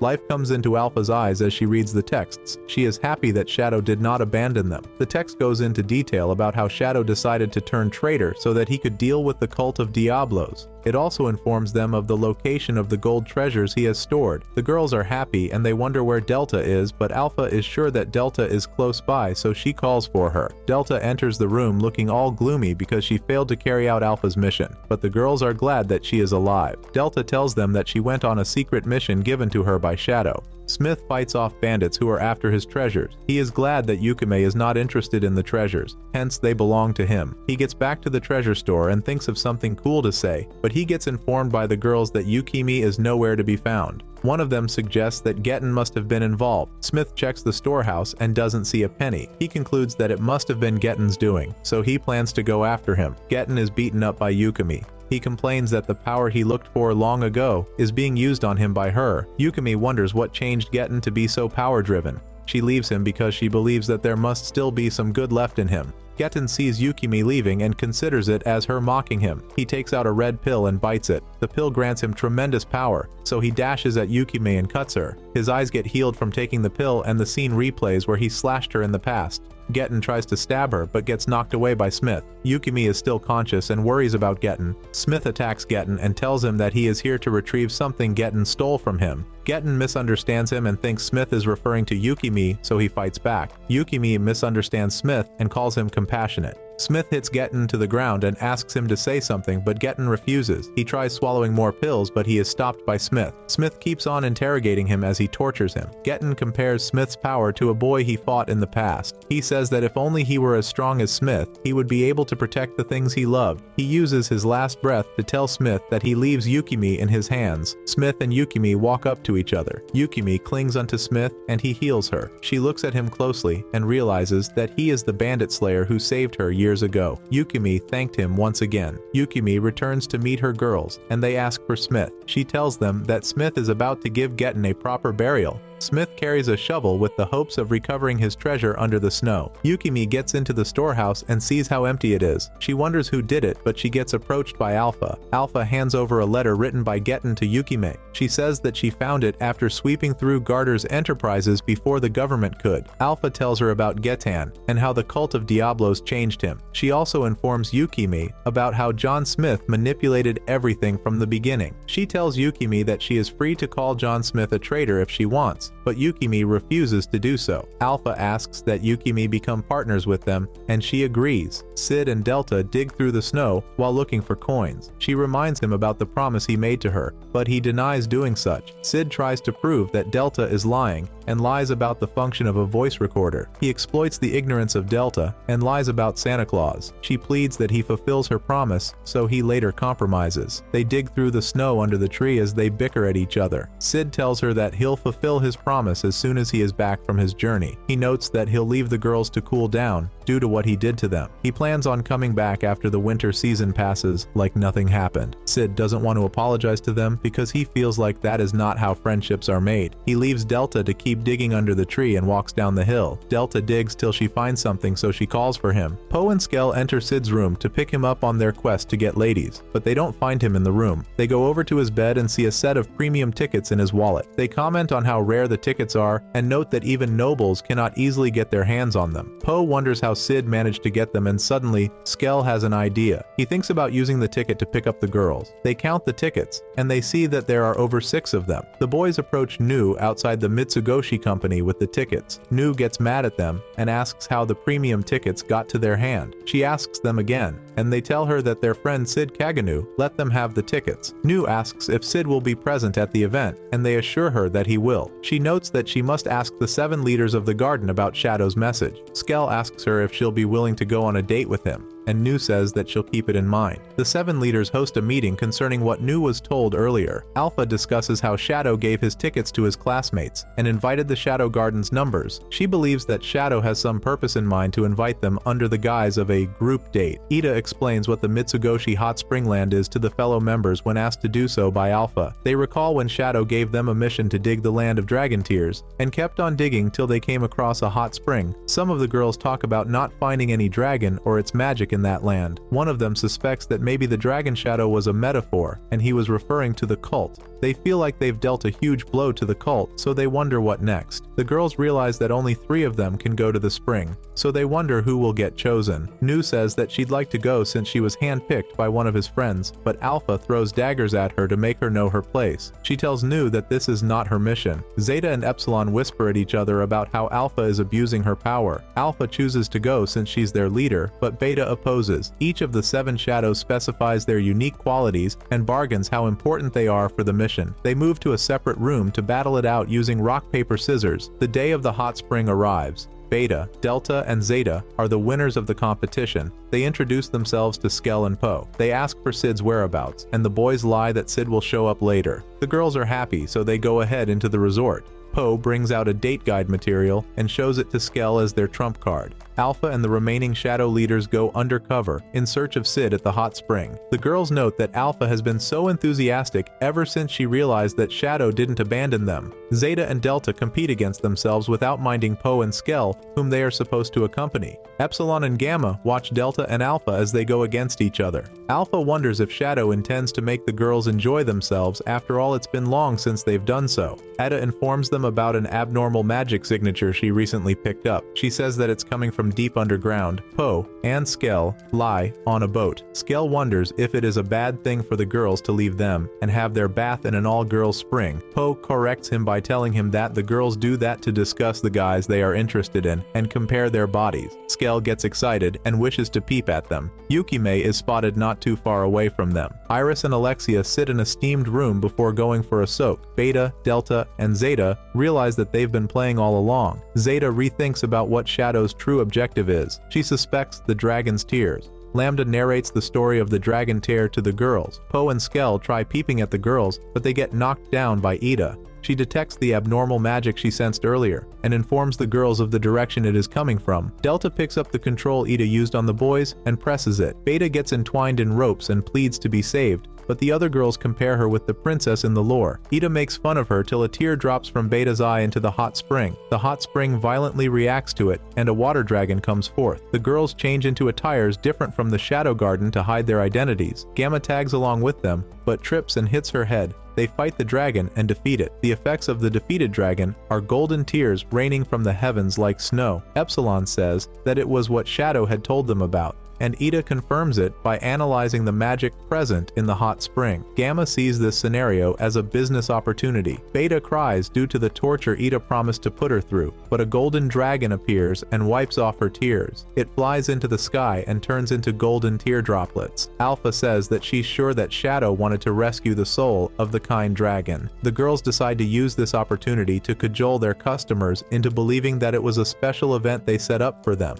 They offer their customers special discounts. They repair the light damages caused by the incident and are happy that their business is booming. Nu apologizes to Lambda for taking her day off, but Lambda doesn't scold her. Alpha stares at the sky and thanks Shadow for giving them a wonderful day off. Cid is in a faraway land from Midgar. He believes that he is on a self-discovery journey. He feels something is missing in his eminence in the Shadow Sect. He plans on finding out what is missing. Rose lay upstairs, in the inn where Cid currently is. She has a dark look on her face and she apologizes repeatedly. She has a nightmare where the scene where she stabs her father replays, but this time he tells her that he won't forgive her for killing him. She wakes up and realizes that it was only a dream. Rose comments on how her nation, which used to be so beautiful, got caught up in war. She says that she joined the Shadow Garden to get stronger and protect the things she loves. 664 tells her that it's time to leave, so she dresses up. She is informed that 559 will be in charge of their mission for that day. 665 asks her the details of 559 and 664 tells her about how strong 559 is. 666 seems out of it, and 664 asks to know what's wrong with her, but she says she's alright. The girls reach the shore of the castle to rendezvous with 559. 559 orders them to follow her and they do. They discuss how the kingdom fell to Pervashat's faction days ago. She tells them that their mission is to find out the cult's goal.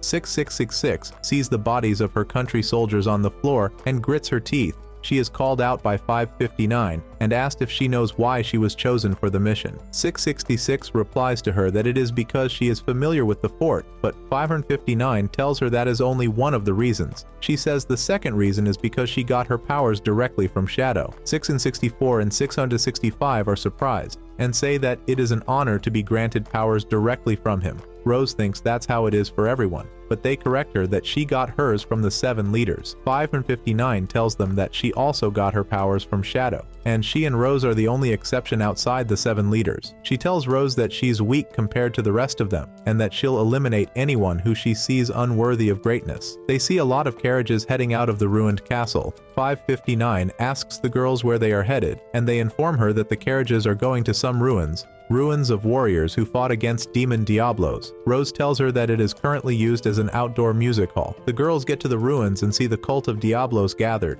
664 points out one of the cult leaders present at the meeting. The man walks up to the altar and inserts his card into a slot. Rose is reminded of the exact event that happened in the sanctuary. She sees her mother and is surprised that she is affiliated with the cult. 665 mentions something about her mother, but is silenced by 664. The Queen of Oriana places her hand on the magic circle that appears above the sloth, and the ground opens, revealing a ring. 559 tells them to prepare for combat. They are shocked since they thought their mission was a reconnaissance one. The cult leader places the ring in a box. 559 tells them that the ring is the key, and they are to retrieve it. Oriana begs because her mother is amongst them, but 559 doesn't care. 559 leaps at the queen to attack her, but Rose parries it. She asks 559 why she chooses to attack her mother. 664 and 665 realize how complicated their mission is and jump in to support them. The cult recognizes them as the Shadow Garden and makes fun of them for attacking each other. The leader mentions that they brought Rose, along with whom they've been looking for. The queen clings to Rose and begs to be saved. 559 changes her mind and hits Rose. She says that she always knew Rose wasn't fit for the Shadow Garden,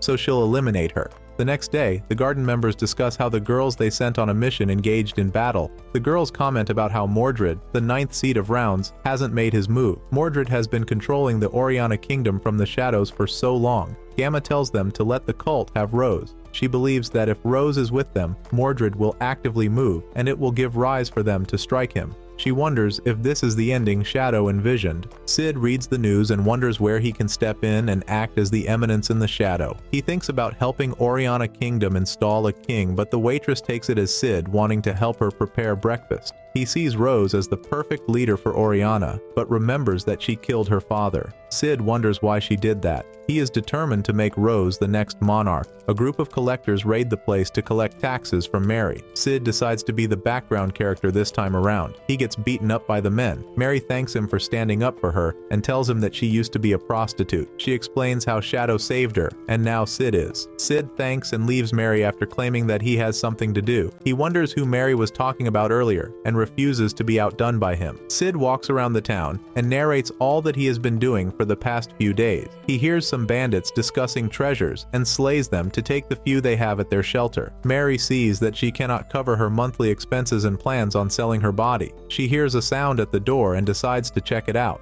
Mary struggles to push the door open and realizes that it is due to a bag of gold coins. She is surprised by this and sees Shadow not too far away. Shadow leaves immediately and she thanks him for watching over her. 5:59 and the cult continues their attacks. The leader calls her a monster for being able to use different magic skills and take out all of his men. He says that they've been fighting for 3 days and 3 nights, but he notices that she's tired. He beats her up and tells her that he won't kill her. He points his sword at her eyeball with the hopes of tormenting her, but she sees Shadow's reflection on it. 559 rejoices, and Shadow uses his magic to heal her. Shadow's restoration magic regenerates her arm, and she finishes off the cult leader. Shadow descends and heals the others. He asks her about the ruins, and she tells him about 666's betrayal. She asks that he give her permission to eliminate 666, but 664 and 665 interject. A flyer catches Shadow's attention, and he sees Rose's engagement with Ashat. He gets angry at Rose's betrayal and storms off towards Oriana Kingdom.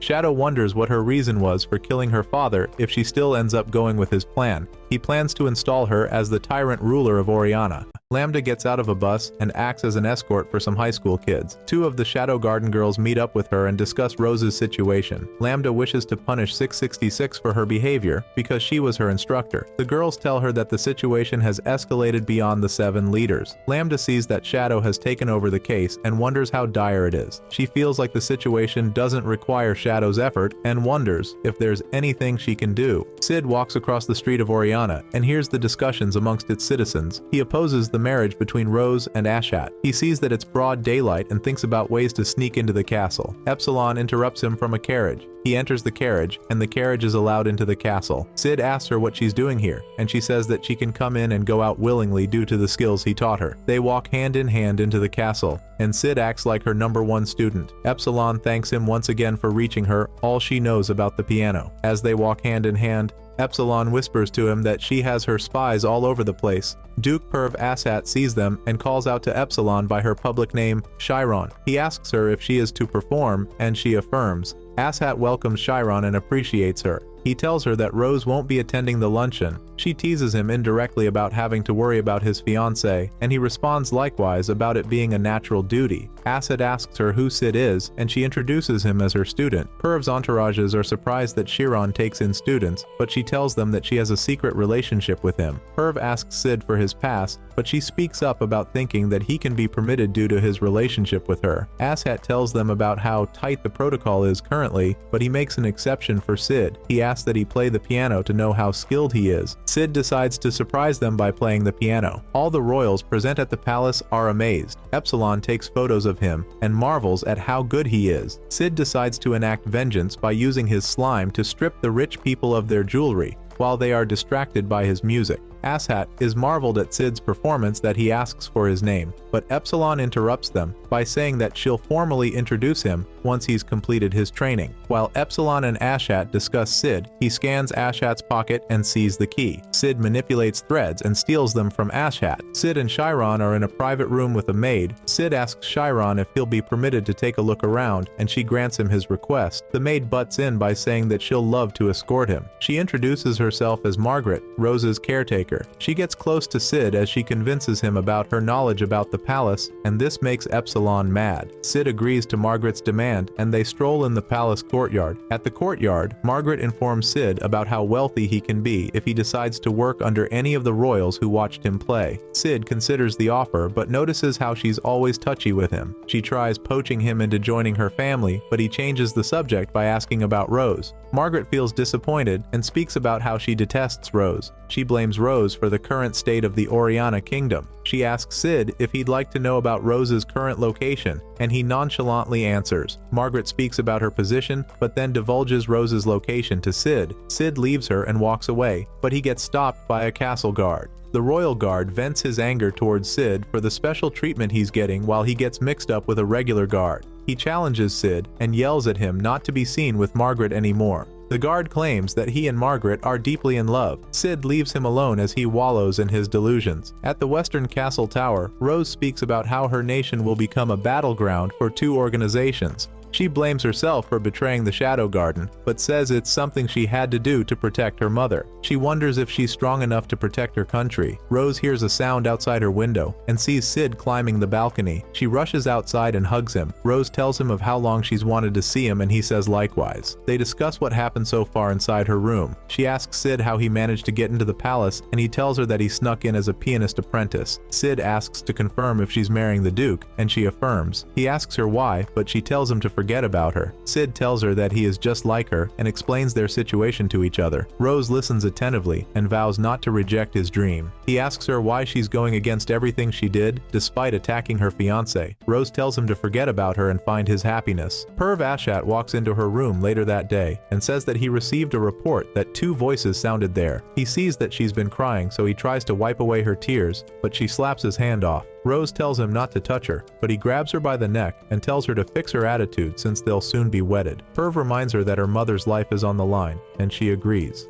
Cid sits outside her window and hears everything going on. He says he'll be switching to Plan B. Cid brings out the ring in his pocket and wonders if he shouldn't have taken it from Perv. Epsilon chides 559 for failing her mission. She says that she feels it's too early to declare 666 a traitor. 559 tries to interrupt, but Epsilon tells 559 about how she tends to take her loyalty too far. She informs her of wanting to promote her to a position directly below the 7 shadows, so she shouldn't disappoint her. Epsilon doesn't blame 559 for the failure of the mission. She blames the garden for not informing Rose about her mother. Epsilon informs 559 about Shadow making contact with Rose. She continues by saying that he hasn't dealt with her yet. She wonders if maybe there's something else he is after, and leaves it to him. After all, he is beyond their reach. Epsilon feels that the cult will use the ring if pressured, and it will lead to the demise of the kingdom. Cid walks into the room and gets massaged by Epsilon. 559 adores him from afar, and quickly offers him fruit from the fridge.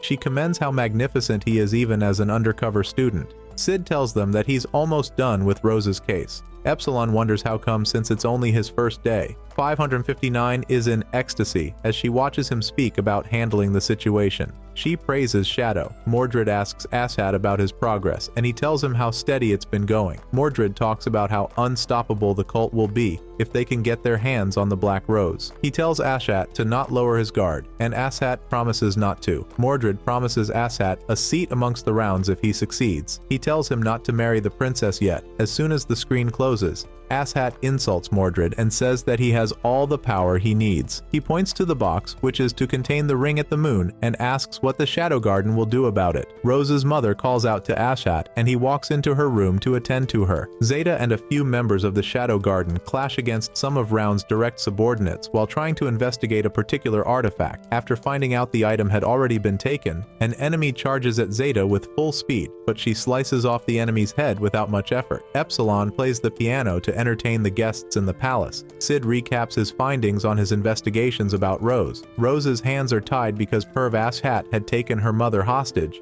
Cid then thinks to himself that the solution is very simple, and all he needs to do is use his eminence and shadow powers to free the hostage. Then he'll be one step closer to the birth of the legendary tyrant he has always wanted. He gets interrupted by Epsilon's maid, who has fallen head over heels for him. She promises to keep him safe and protect him from even his teacher, who just wants to crush his dream. Epsilon then appears from nowhere and joins the love triangle, leaving Cid more clustered than frustrated. Cid proceeds to entertain the palace guests on the piano. After a short session of entertainment, he holds a discussion with Epsilon about how unconcerned the palace dwellers seemed about all the issues going on. Epsilon makes him understand that they've been in a state of status quo because of a particular legend called the Black Rose. He tells her to take him to the Black Rose, but she tries to talk him against it because of how dangerous it could be. Then she eventually agrees and pledges her allegiance to him. Cid wanders on his own around the palace, in search of the queen, and then he discovers something shocking. He appears to Rose as Shadow and tells her to follow him to learn the truth. He then leads her to a room where she discovers that her mother was never held hostage in the first place, but it was all just a plot to recover the kingdom from her. Shadow specifically makes her see her mother having intercourse with the man who wanted to marry her and hear them planning to kill her and possess the kingdom. He makes her witness it all because he believes it will awaken her to become the tyrant he wants her to be. She just passes out, and then he carries her back to her room afterward. Rose wakes up with a throbbing heart and is lost in deep thoughts. Then she hears the sound of a piano coming from the balcony. She goes out to check it out, only to see Cid playing the piano. She rushes out to meet him, pouring out her worries and telling him how she wants the two of them to run away to a faraway land. But he gives her some words of affirmation, and then vanishes, making it all look like a trance. She approaches the piano and sees the ring that her father entrusted to her right, where she thought she saw Cid sitting. He stole it from Duke Perv Asshat the previous day. The day of the wedding has come, but a lot of citizens still rebel against the wedding, claiming the process should be dethroned, and the parliament should be disbanded, but they're being shot down by the royal guards. Perv thinks to himself as he blames the king for transferring ownership of the ring to Princess Rose, but then he marvels at how close he is to accomplishing his master plan. He has to marry Princess Rose and integrate his blood into the royal line to become the owner of the ring. He proceeds to bring out the ring and realizes that it's missing. He panics and searches for it, but still can't find the ring. The key to his master plan had been stolen. The wedding is taking place normally, and the bows are being read until Rose rejects the vow of taking Perv Asshat as her husband. She accepts her guilt of murdering the king and betraying her kingdom, and pronounces Perv guilty of manipulating the king, defiling the queen,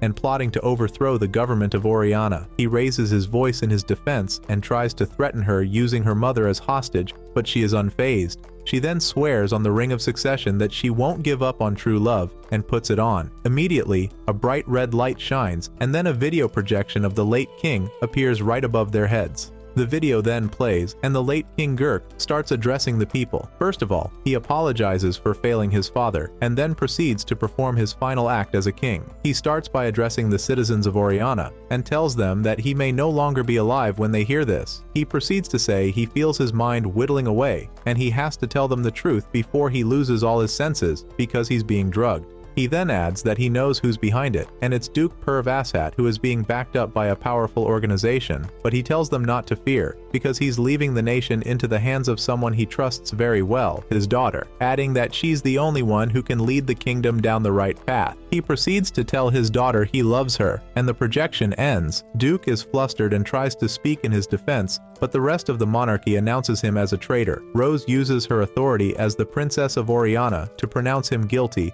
but before she can do anything, his head gets chopped off and it rolls to the feet of the queen. In a split second too, the queen's head gets sliced off, putting everybody in a state of pandemonium. Then Sir Mordred appears from behind a statue and introduces himself. He then reveals the artifact that Zeta and the other Shadow Garden members were in search of. He activates it using the Ring of Succession as a key element, and another bright red light shoots up to the sky. The sky cracks open, and a beast, Ragnarok the Black Rose, is summoned. The legendary beast comes forth and starts firing explosive magic at the kingdom. Then, in a split second, Shadow appears and slices off one of the dragon's arms, interrupting its destruction. He then states that a rose that blooms in the sky, a bat enveloped in flames, and a band of light that races the earth are quite rare but unsightly. Nu reports to Lady Alpha about the incident of the Black Rose at Oriana, and Ita asks her if they should send a ship, but Lady Alpha tells them not to worry about it because Shadow is there. The beast, after regenerating its lost arm, creates a couple of smaller beasts and sends them down to the city.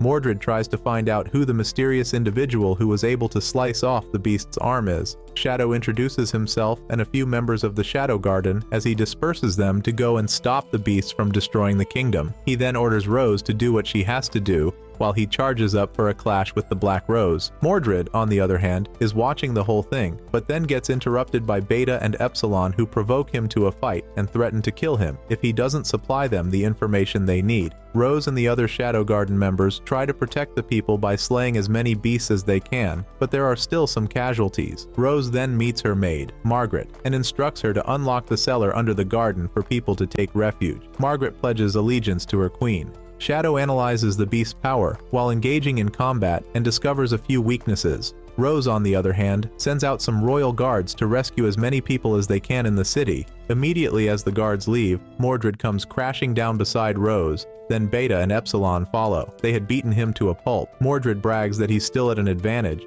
and that he can command Ragnarok to take them down in an instant, but they ignore him and start asking questions about the Black Rose, the magical beasts, and the cult. He refuses to tell them, but they then dare him, saying he's scared of his mighty Ragnarok losing, and that's why he doesn't want to talk. Provoked, he starts talking. He tells them that aside from their world, there exist countless other worlds in other dimensions called realms. Amongst these worlds is a world that is inhabited by beasts with enormous magical energy. He adds that all these worlds, including theirs, revolve around a single point, which may probably be a god. He adds that the worlds occasionally collide, connecting the differing worlds. He gives a scenario about how their world didn't have any magic until it collided with another realm. He also mentions the fact that dinosaurs existed in their world before it collided with the other realm. But when the worlds collided, the biosphere changed, and because the dinosaurs couldn't adapt to the magical energy that flowed from the other realm, they ceased to exist. That was when humans started to exist. He then mentions the possibility of humans being from another realm with magical energy. He adds that not only do things come from another world, but things also get spirited away to other worlds too. He then makes mention of the kingdom of Atlantis, which got spirited away to another realm.